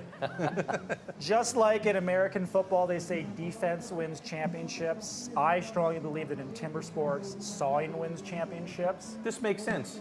Yeah, you know, people usually chop how you think they will, but in the sawing, you know, everybody is just one hang up away from being, you know, at the top of the event You're ranking just one hang up away to the bottom. Oh, wow, yeah. And it's really true because in the rookies we've got 2 sawing disciplines, and in the pros we have 3. You know, and that last sawing discipline, the hot saw for the pros and the individuals, that can be a real bear. Yeah, I mean the difference between a DQ and a world record cut can be the width of that line sometimes. Anything can happen in sawing. Okay, That's what gentlemen. we love about the sport. Athletes, ready. Stand to your timber. 3, 2, 1, go! So rookie world record for the single buck is 9.01 seconds. And Daniel Miner looking really good here as he's getting down close to the bottom of that block. Jeffrey Hupscher got a little bit sticky on the bottom, and Daniel Miner's got himself a PB at 12.26, and Hupscher with a 13.74. Tough one for Hupscher. Yeah, it looks like he Got had stuck like 2 or 3 times. two clear hang-ups there, and yeah, you know, hanging up the saw, it just really, your momentum is shot after that. Mentally, it's hard to recover. Danny looks like he had a nice clean cut here, which means something, especially with that wet Okay, deck. congratulations. If, Both cuts are good. And a personal best just to underline the quality of that. he's on a roll right now. He is, and he needs this roll, absolutely. Harnessing some of that double rainbow energy that just presented itself here for us. Over a medieval castle, wow. Yeah, it doesn't get much better than that. Yeah. If you want really and truly fantastic images, that's a perfect example right there. Like Sensational. Jeffrey Hupscher with a cute background. Yeah, I feel bad for the media guy at STIHL. They're going to have to redo all their imagery after Budapest here. Get that rainbow medieval castle energy Absolutely. going.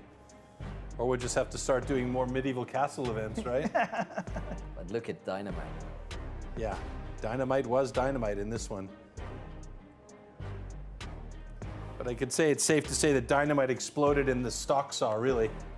That's where it came all together for him. And now it's just about, you know, staying consistent and staying active. And getting those personal bests in. That doesn't hurt. Yeah, not at all.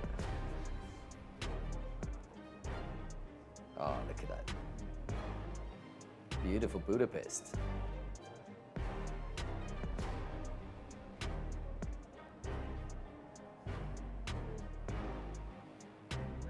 An interesting fact about the single buck is that no event takes as much energy to do as the single buck. Yeah. If you did all the timber sports events for a minute straight, you'd have the highest heart rate by far after the single buck. Hey, maybe I should single buck on a regular basis to get my heart rate up and lose some weight, huh? All right, next up, Miroslav Vetrovic and Adam Urban will be coming out, and you heard the announcement from our announcer on stage there, and the audience just immediately erupted. Well, Troy, you always refer to it as the misery whip. Well, I only took that from Sterling Hart because he called it the misery whip, but it's absolutely true. And I mean, I've done single buck with an M-cut saw, and you know, I can attest it can be no fun. I mean, I really like it, but it can be no fun. I did a media race in Great Britain, and you know, I won, of course, but it was painful. Here we These go. saws are actually some of the most delicate piece of equipment we have out there. Say you happen to run through a knot in some of your training wood. That can demand a full refile of the saw, and there are only 3 guys in the world that do that. Wow. And they're not really cheap, are they? About $3,500 right now. Is that all? Whew, That's all. get me too. Yeah. Just in case. And a good athlete is going to have 3 to 5 of them, usually. Okay. A rich athlete.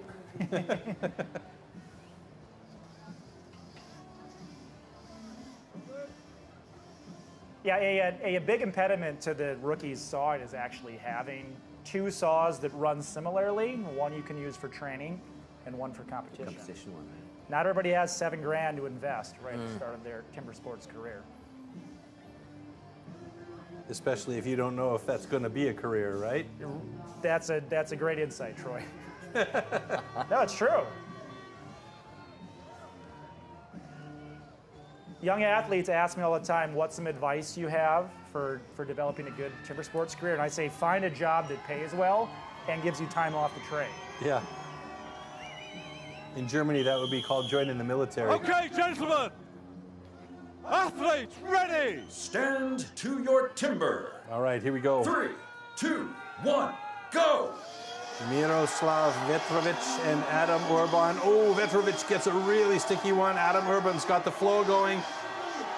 He's got it sticky as well. Want to keep that saw as straight as possible. All those angle changes are really causing problems for both of these guys, so this really comes down to experience, doesn't it? Adam Urban with a 16.07 and Vetrovic struggling on the bottom of this cut with a 22.78. Yeah, Vetrovic there, just he doesn't look comfortable with a single saw. And that might be the case, that he doesn't have a training saw that he can use nearly as much. But what do you do in a situation like this? You're just stuck. I mean, the whole world seems to be against you. You have to go out and do the event. If you don't, you get disqualified. But yeah, that's just... Okay, congratulations. Both cuts are good.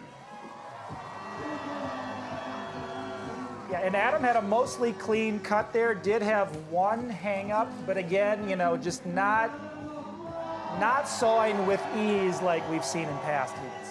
Yeah, and it puts him in 3rd position in single buck and 2nd position in the overall.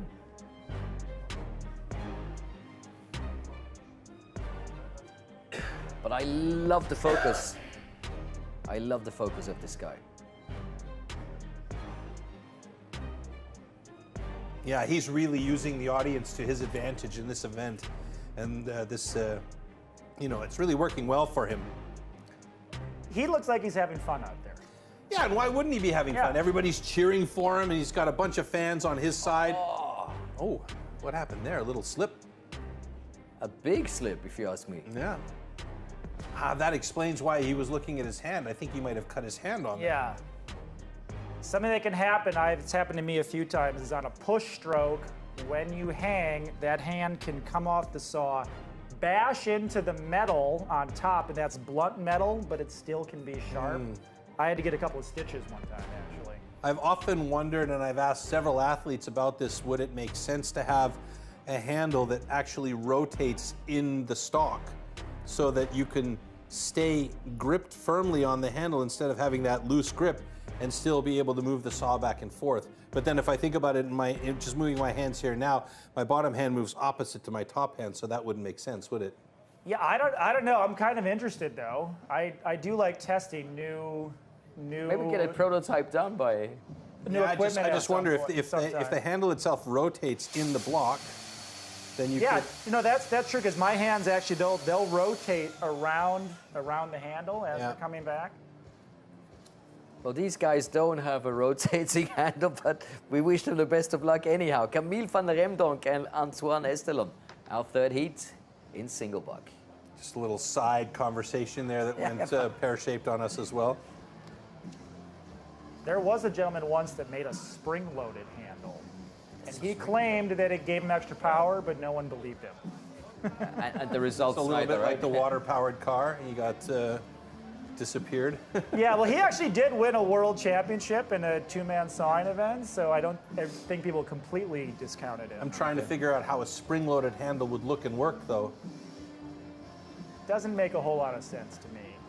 You want that energy transferring, not being tamped down. Yeah. It's like sprinters. You want to be able to put that foot on the ground and have that power transfer directly into the ground. You don't want to have, 7 inches of faux padding there. Okay, gentlemen. Athletes, ready. Stand to your timber. There we go. 3, 2, 1, go. Nice start. Both these guys got their saws moving nice and clean. Camille van Remdonk looking very good. Antoine Estelon nice and clean as well. Oh, just at the bottom, Camille van Remdonk. He's not finished. He's got a little piece left there. Back for it. He's going back for it, is he? Oh, it's a lot there. He's got to really work on that, and that's going to be a huge problem for Camille, and you can see the disappointment on his face That He would have been twisted an that saw a little bit incredible too much. time. Yeah, absolutely fantastic. He really did have a good cut going there. He started slow, which is okay. You want to be delicate with that top wood. In the middle, he started giving faster it. and faster. The belly of that saw was mowing through the wood, but he just must have lifted up a little bit too much in that last push stroke. Broke the Okay, cookie. congratulations. That really hurts. Both cuts are good. Look at the disappointment on his face. Yeah, he knows it. And it was a massive tongue at the bottom there that he had to cut off. Yeah, and unfortunately, not easy to cut off. That's just what you see from Camille, is that he goes a little bit too hard and brings a little bit too much sometimes. Yeah, if he can dial that in just to the point where, you know, he's got that perfection, he's going to be a dangerous competitor in the future. But I think that also comes from a little bit of more experience, right? He's going to step into the pro ranks, and nobody's going to give him, you know, a yard of freedom in the pros at all. Yeah, I mean, when you're 19 and you have a mullet that's as bad as that, you know, that's like you have to send it to 11 every time. But that was a bit unlucky as well because. Well, if you push a bit too hard on that short wood, you put too much tension, and a raker catches itself. That happens. Boom. On the last two strokes of the block, I'm actively thinking like, keep the saw moving, keep your angle changes minimal. And this is the worst part right here. He's got to set that thing and then cut that last little piece off. I mean, there's a 10-second penalty right there just having to do that. Yeah, because he's at 19:26 right now, and he could have been at about 10 seconds. Yeah, there's no way to do that fast. You have to put your fingers inside the dull gullets of the saw, lift it up, balance it on a 1 inch of wood, and then do short baby strokes to finish that final bit of your cut. It's a position Camille doing baby strokes is unheard of. Not possible. not physically possible, actually. Yeah. Well, he still managed to get the 5th best time so far, but of course we have one more heat coming up. I mean, he's still safe. He's among the top 3, so, you know, if one more heat, both these guys are faster than Camille, he's still among the top 6 moving on to the next round. So we'll see Camille going on to that that springboard. It's just going to be about, you know, who Awatea, Moore Barrett, and Matthew Gower kick down into bottom 2 positions with good single saws here, assuming they have good single saws. Yeah, and I expect Awatea to cut well. He is a great single butt cutter. He's in the lead. I expect to see a smooth, consistent cut like he's been delivering all day. I mean, his personal best, the official personal best, is not that good, but of course we all know he's capable of, cutting a great time. Right. And yeah, both these athletes have a chance to make this kind of a 2-horse race here. If they come out at the top, they should have enough distance between Daniel Miner and Camille to kind of be a 2-horse race in the springboard.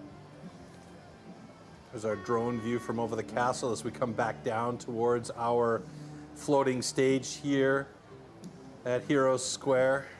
Amazing.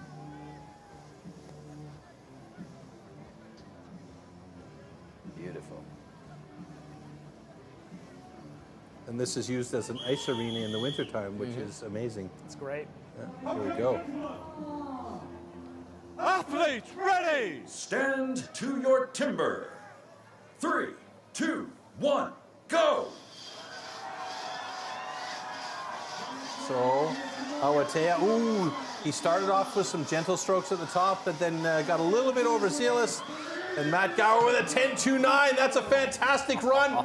And PB 11.85 for Awatea and Moore Barrett. Best two times. 2 best times in the competition so far. Matt Gower atop the leaderboard in single buck as well as in the overall, with Awatea in 2nd place. And Daniel Miner, by virtue of a great time in his single buck, is sitting in 3rd place in the overall ranking. So Daniel Miner has come from a dreadful start into the top 3 positions here. Both cuts are good. And we're coming into Daniel Miner's best event, the springboard, worth triple points. Yeah.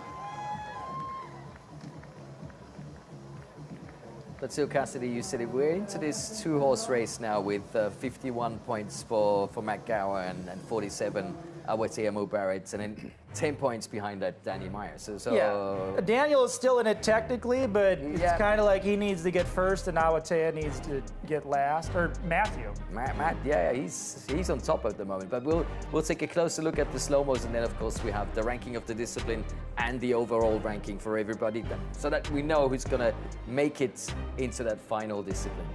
There's that misery whip rearing its ugly head. Awateo is just not totally stretching it out. He's short stroking it a little bit. I'd like to see him put a bit more in on that push stroke, lean into it. Yeah, he's a big boy too. He can step back from that block a little bit more and really utilize his power and his core strength to get that saw moving, I think.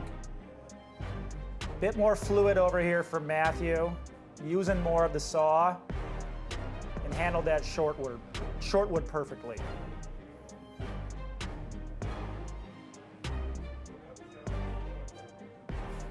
Not too bad. Not too bad at all. So here's the results one more time.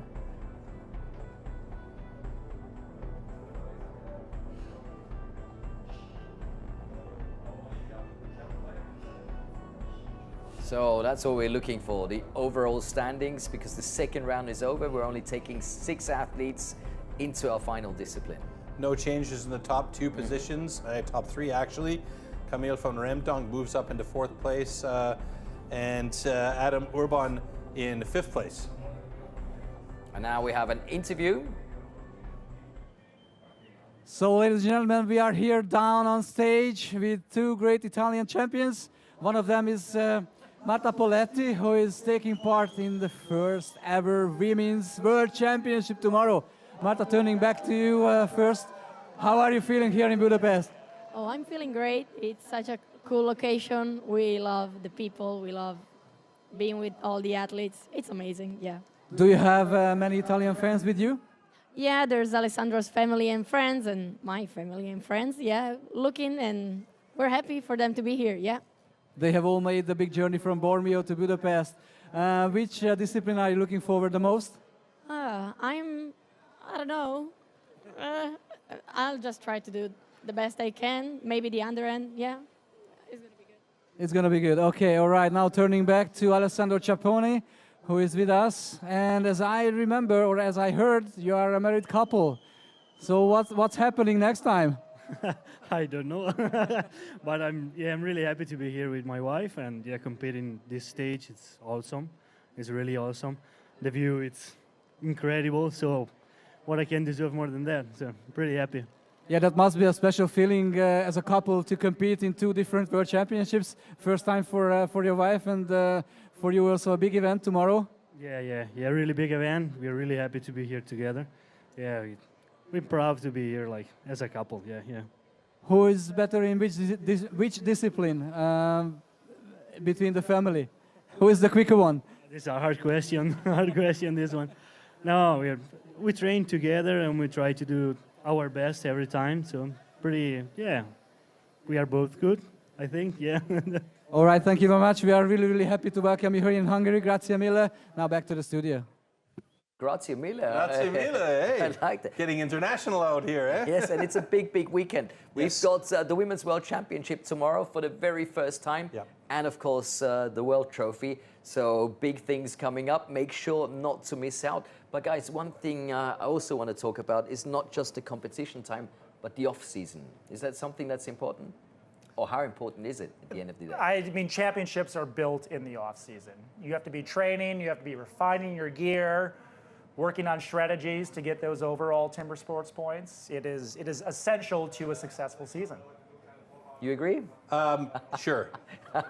No, I mean, really, it's like you see it in all sports these days, whether it be football or hockey or rugby or timber sports. The athletes are taking time to make sure that they're fit in the off season and because during the main season, you're traveling so much, you don't have a chance to do a lot of the things that you would normally do to train and make sure that you are fit. So making sure you've got that fitness level and you peak, which is key, is peaking at just the right point so that you're not gassing out, especially an event like the trophy that we're going to see tomorrow. It's a busy, busy event, and you've got to be fit and ready to go. And in the meantime, we'll take a quick look at the clip that talks a little bit about the off-season training, which you guys can also watch on YouTube.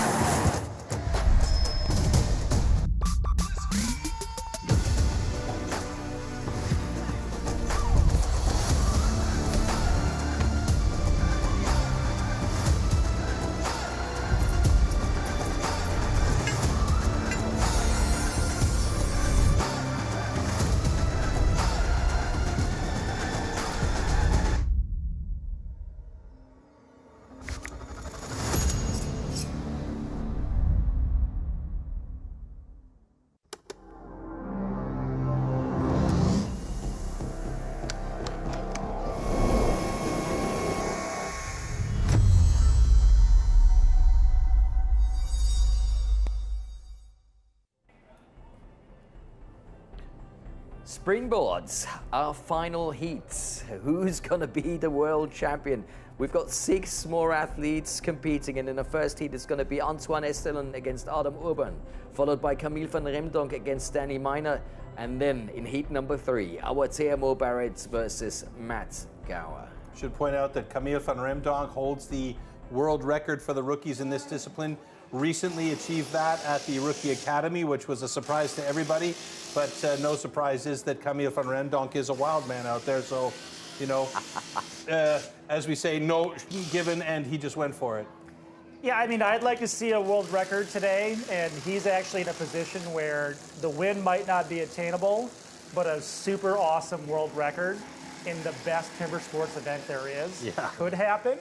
So I think he's going to go for it, and that's going to be a fun heat to watch. And you also mentioned that Daniel Miner, this is one of his best events, so theoretically speaking, he could also do very well, perhaps even drop a world record here, knowing that the pressure is on, and this is absolutely his weather. Yeah, I mean, he's in 3rd place. He wants that podium. That's his best event. He's got great momentum going right now. Yeah, that's going to be a very fun heat to watch between Camille and Daniel. Yeah, I mean, 2 guys that are really at the pinnacle of this discipline here in the rookie division. You know, it's going to be interesting to watch that one go down. Both are great athletes. They're really good at the springboard. And everything you need to know about the springboard, well, here it is. Springboard simulates the traditional way of felling trees by climbing up over thick branches. First, a notch, known as a pocket, is chopped into the log. The springboard is then anchored into this pocket. Now the athlete will climb up onto the springboard to chop a 27-centimeter wooden block from both sides at the top of the log. And it's getting dark outside, just in time for a final discipline. I wouldn't say getting, I'd say it's fairly significantly dark outside if you look outside our door here.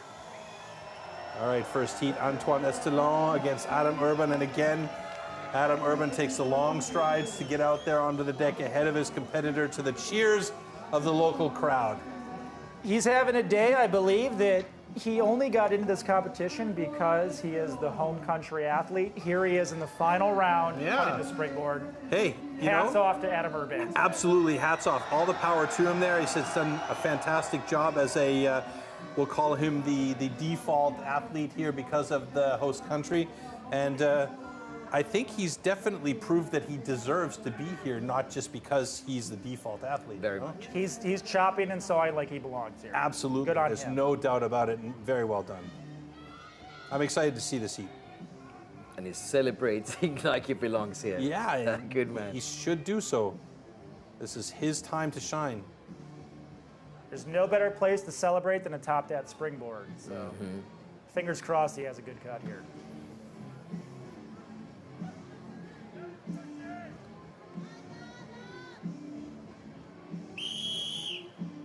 Adam is still young, gentlemen. 18 years old, right? So Athletes, ready! Stand he's showing a to lot your of timber. resilience here. 3, 2, 1, go!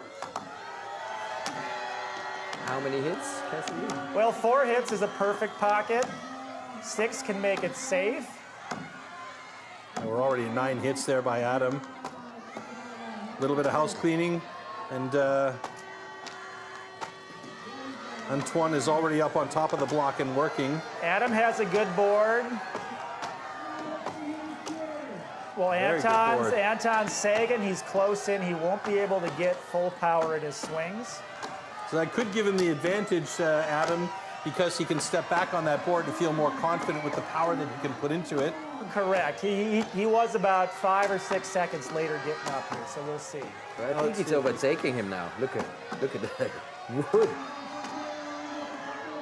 These blocks look harder than what they were chopping in the standing block for sure. We might not get a world record today.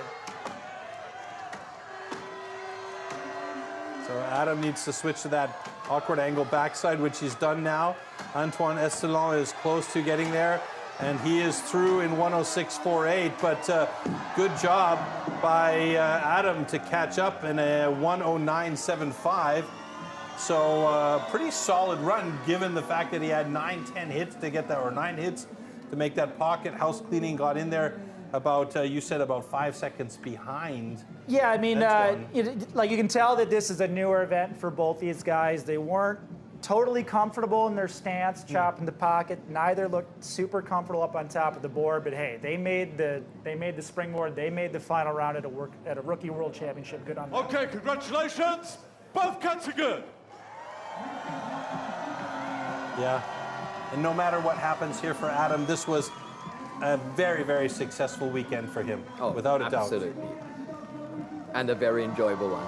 Yeah, for sure. I mean, he should enjoy this. Every scream from that Hungarian crowd is for him. I'm going to give him the unofficial gold medal for bringing the energy. Yes. Oh, yes. Having some showmanship out there. Yeah.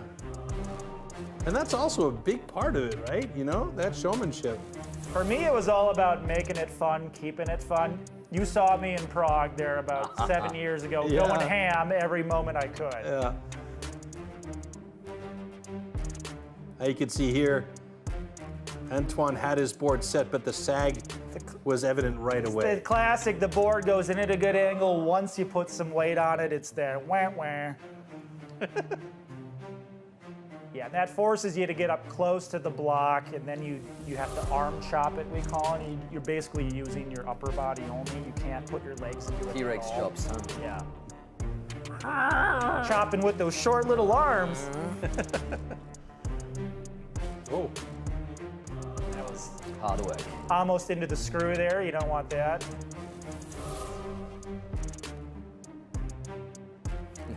Still having a good time. Sometimes just finishing a springboard is worth the celebration.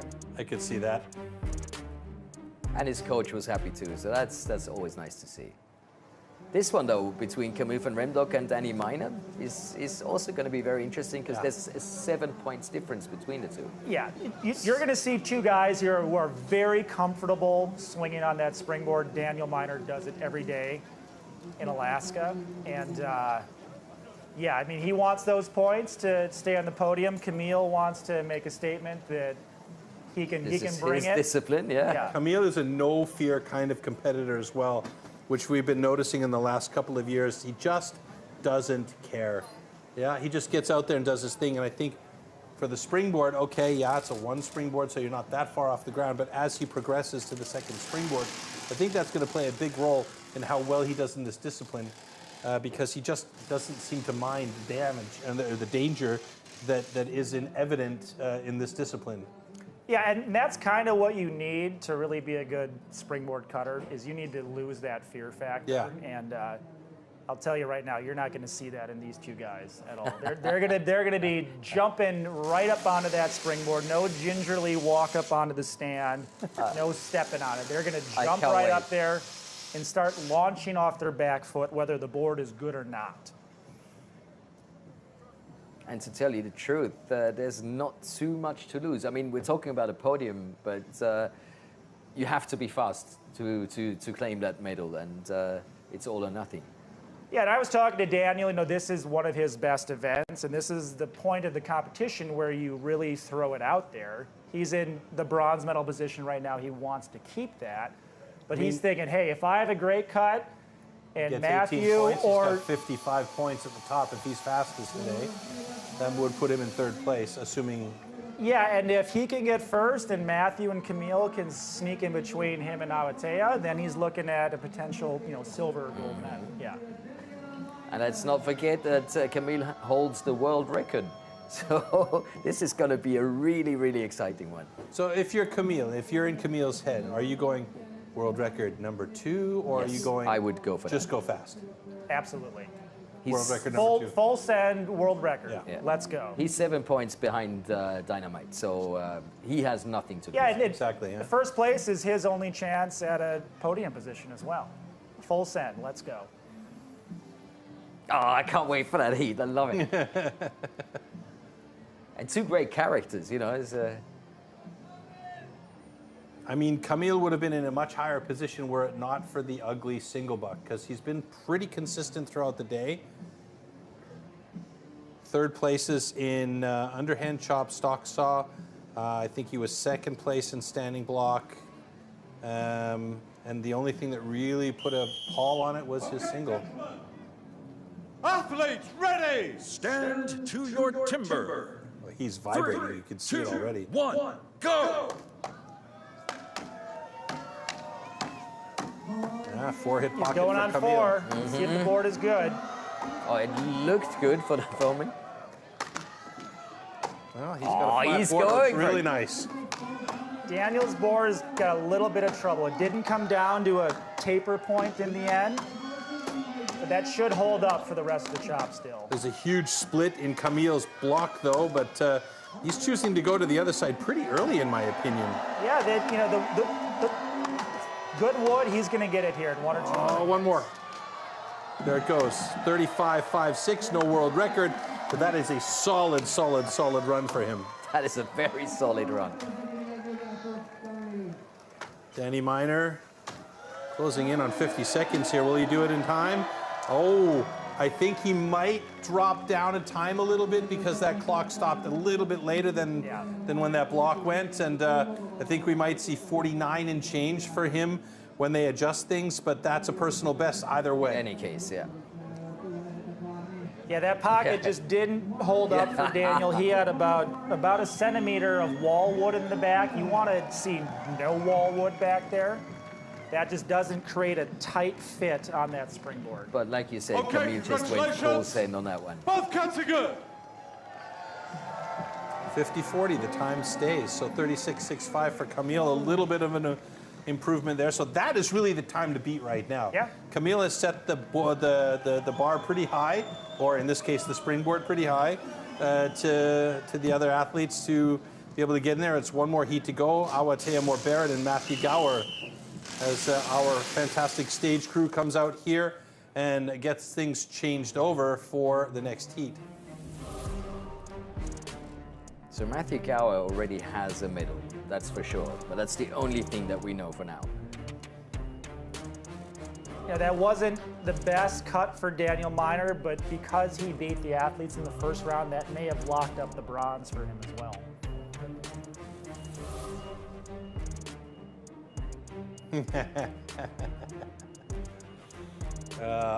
Those little irritating threads that are holding on, that must But it's drive the you second nuts one, as an athlete. Yeah. Single buck here, Yeah. that's... Yeah, he's sipping his tea. I like it. Same. I like it. He likes it too. And the crowd loves it. All right, last heat of the day. It's going to be an interesting one.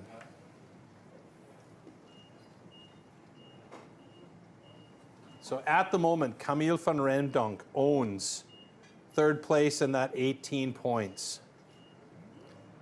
So an interesting development we have here is that Gower is 4 points ahead of Awatea. 3-point differential in this event, so Awatea is going to have to beat Camille and have Matthew come in behind Camille in order to get the win here. Oh, interesting is right. Yeah. I'm not a math guy, so I'll let smarter people deal with that stuff. But yeah, right now, Daniel Miner holds the top spot with 52 points. Matt Gower, 51 points, and his heat is still to come. So that's going to be a very solid situation for him. He just basically needs to have a cut. And Camille van Remdonk sitting in third now, having a full 18 points here. I can't imagine anybody's going to be faster than Camille. So it's going to come down to see how Matt Gower and Awatea Moore-Barrett do here in this discipline. Awatea currently sitting in fourth place with 47 points. So again, for him, you know, he needs to have a solid time to get among the medals. It's just going to be interesting, like you say, Cassidy, is to who gets to where. Correct. Also, just doing some. You just made it even more complicated for me. I know, but that's my job. I'm here to make things as complicated as possible. Ask my wife. If you guys want some more please. lumberjack math here, I'm looking at it, and hypothetically, if Awatea and Matthew both cut in between the time of Camille and Daniel, Camille can still get on the podium in the bronze position. That's the power of triple points. Yeah. Springboard. Mm-hmm. Yeah, guys, this are beautiful pictures. My brain is trying to calculate the different possibilities. I just want that heat to start so we know who's going to be the new rookie world champion. Oh, wow. And that stage is really phenomenal. Something about that wet wood that makes it look like a polished roller disco floor. It's got a nice shiny gloss on it. Yes.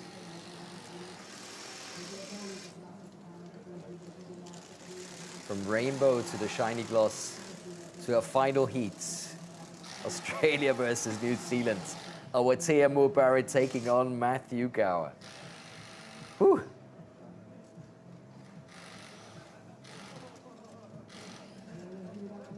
That's great pictures.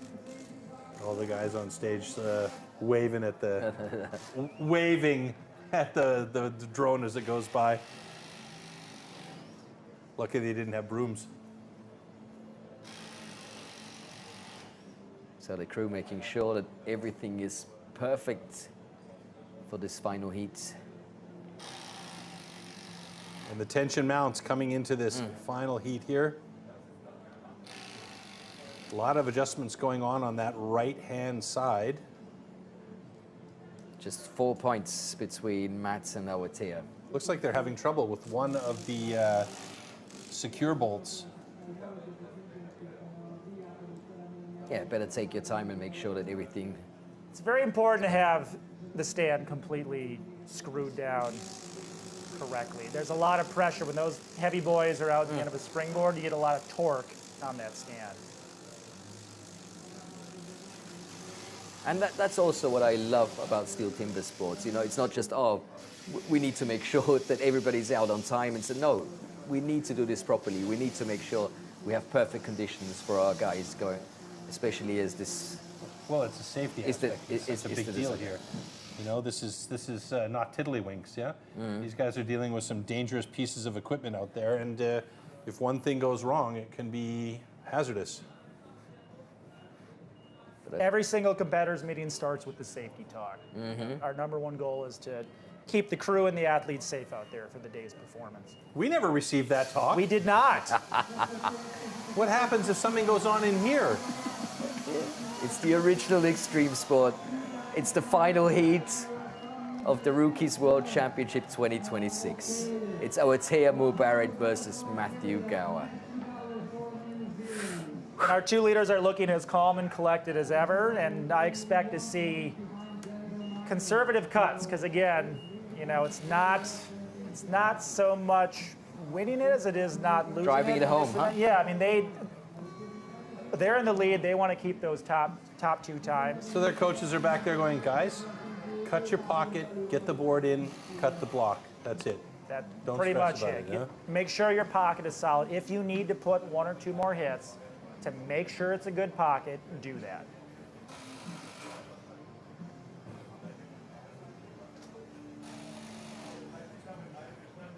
All right.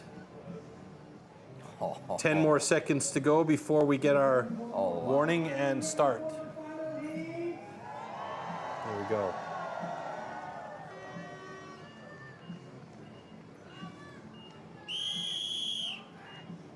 Okay, gentlemen. Athletes, ready. Stand to your timber. 3, 2, 1, go!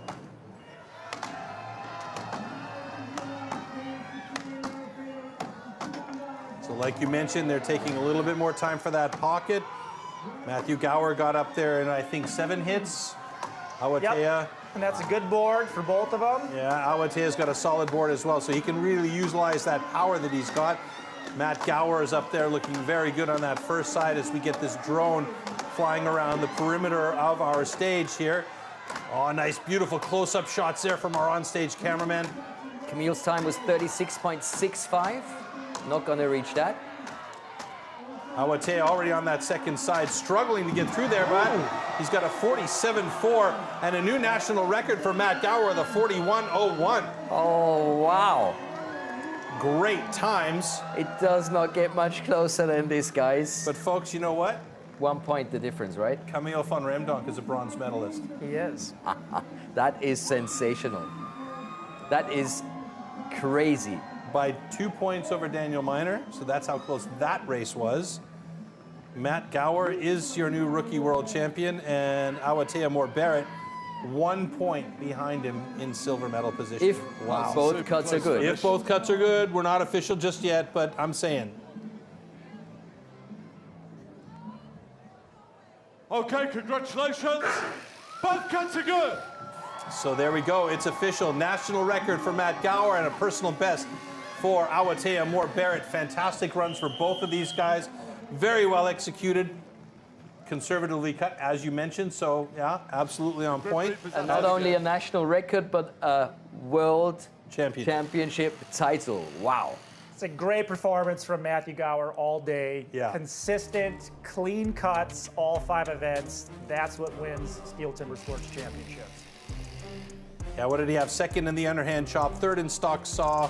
He had second in standing block chop, first in single buck, then the springboard with second place. So, I mean, that's a really, really consistent, solid performance throughout the day. Top 2 in all premium points events. Yeah.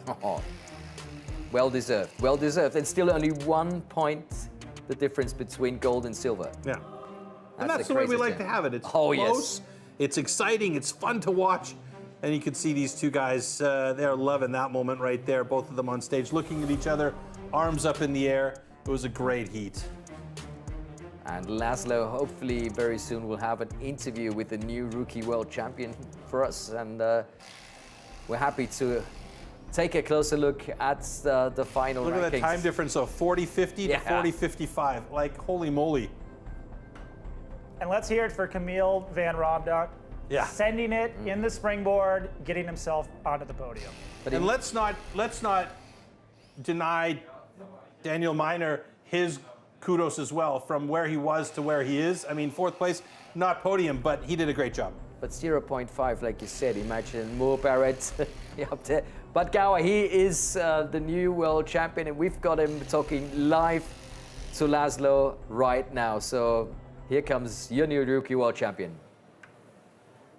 Ladies and gentlemen, we are here down with the new world champion on stage, Matthew Gower from New Zealand. What a show for the last hit. Matthew, take us through your race. What happened in the last hit? That last heat, it was, a lot of pressure on it to get the job done.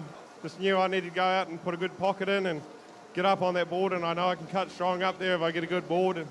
And Were you ever worried that what happens if you're going to make a podium or the World Championship? How did your race go altogether? Yeah, altogether I'm stoked with my whole performance. I stayed consistent over the whole show. You can't ask for more than that, yeah. In New Zealand, you have really great champions, past and present. What's your future? Yeah, hopefully it's a big one. Jack's next. Try and take him down. All right, thank you very much, ladies and gentlemen. That's your new world champion, Matthew Gower. Back to the studio. the gauntlet thrown down from Matt Gower towards Jack Jordan. Jack's next. Arr. Yeah, but I think he meant Jack's next tomorrow to claim the still, title. That's your interpretation. How do you interpret that, right? Fantastic. The newfound confidence of a newfound champion. There you go, right? Rookie world champion. Fantastic run. Sensational. How close was that till the very end? So one of the best competitions we've ever seen. Absolutely amazing.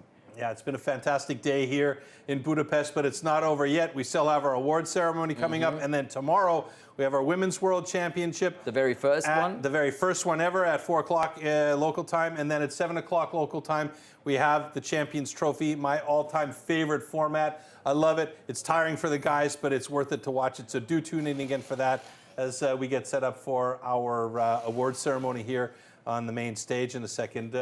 Cassidy, what are your thoughts on today's action?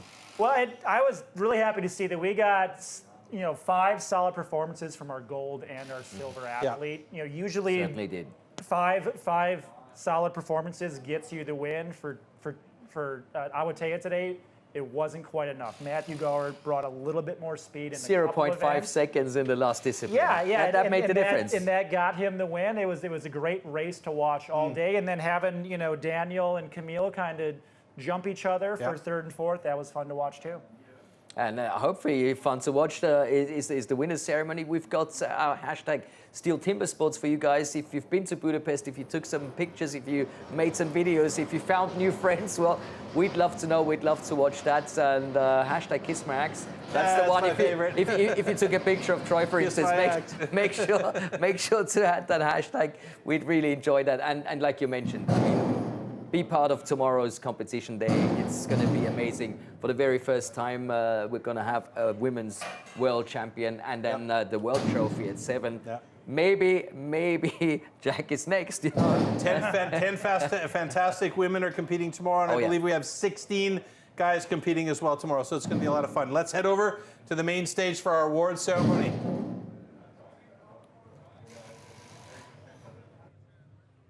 So, ladies and gentlemen, now let's start with our official award ceremony for the STIHL TIMBERSPORTS Rookie World Championship. First, let's celebrate our third place and winner of the bronze medal, representing Belgium.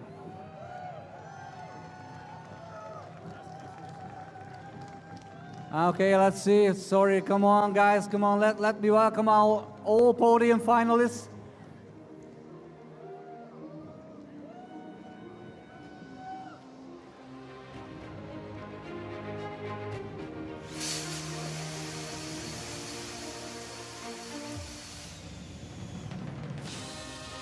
So now are coming our podium finalists. Let's make a big round of applause. Come on, guys, come on.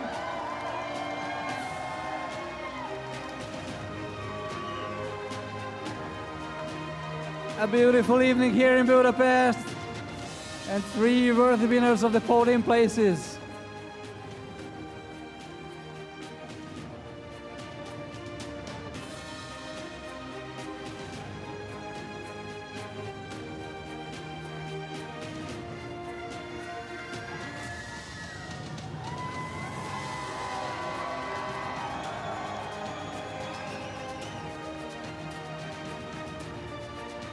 And now we can welcome our podium finalists. Let's give it up for third place and winner of the bronze medal, representing Belgium, Camille van Random!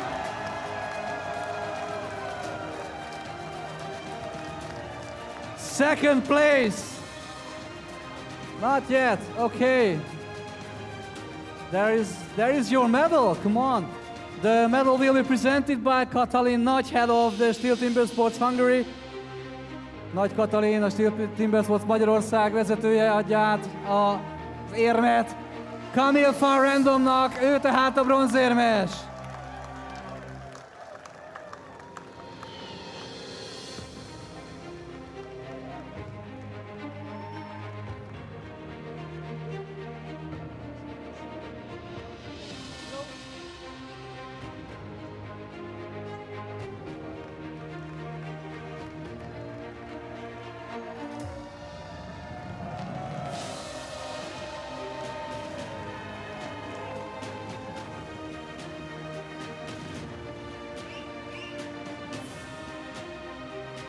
And now, second place and the winner of the silver medal, representing Australia, Anatea Moore-Barrett. And the medal will be presented by Mr. Marcin Borkowski, head of STIHL TIMBERSPORTS Eastern Europe. A díjat Marcin Borkowski adja át, a kelet-európai igazgatója a STIHL TIMBERSPORTSnak.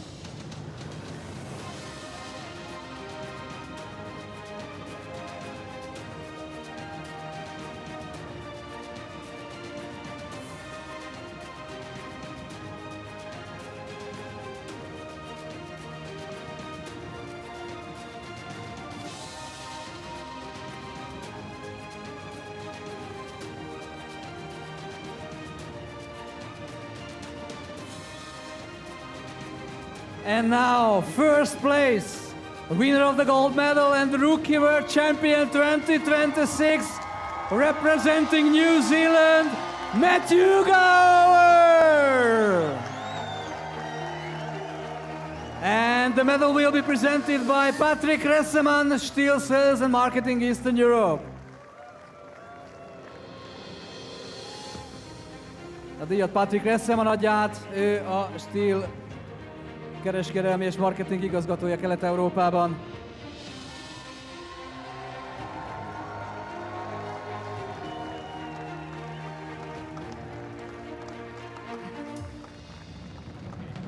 And that's not all. Here is the trophy for the winner.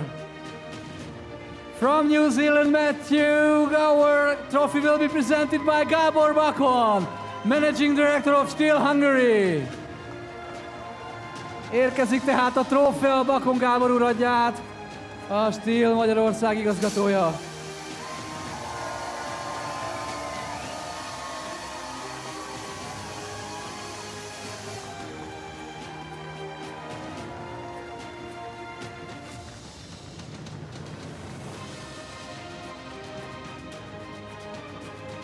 And in honor of the winner, now we hear the national anthem of New Zealand.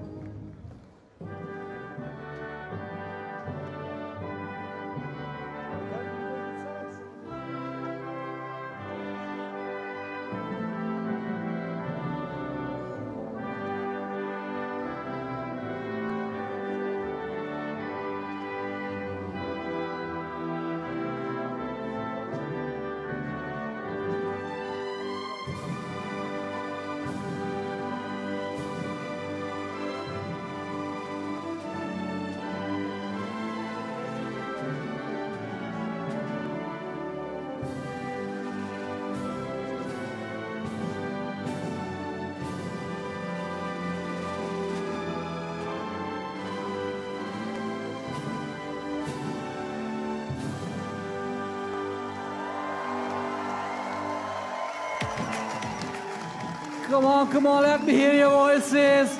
And now, gentlemen, you can start to celebrate with the champagne!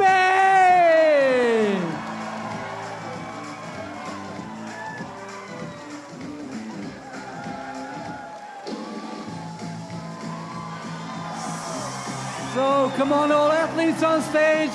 Give it up once more to all our athletes for giving us a great show. And now we are giving back you to the studio. Thank you very much. Have a good evening in Budapest.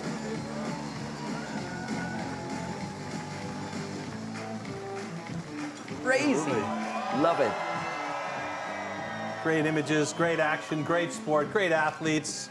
Gotta love those three guys on the podium. And Camille's obviously been practicing with his granddad how to open those bottles quickly and get that champagne shower happening instantly. He definitely had the best time on that, if you ask me. Yeah, fastest time ever, for sure. Brilliant stuff. Nice. Great way to start into this Budapest weekend. And we've got so much more coming up tomorrow, guys. Yes, we do. We have the Women's World Championship tomorrow starting at 4 p.m. local time. And then after that's done, we're going to go straight towards the World Trophy, which is going to be super exciting. It's a format unlike what we've seen today. One of my favorite formats. Cassidy will join us tomorrow again, Cassidy's going to be here again tomorrow. Or did we scare you off? I'll be here for all the action, and I'm looking forward to it, you guys. It's going to be really fun tomorrow. It's going to be a busy day, and it's going to be a lot of great action tomorrow. And talking about great action, here are the highlights of the day, and hopefully we'll see you guys tomorrow.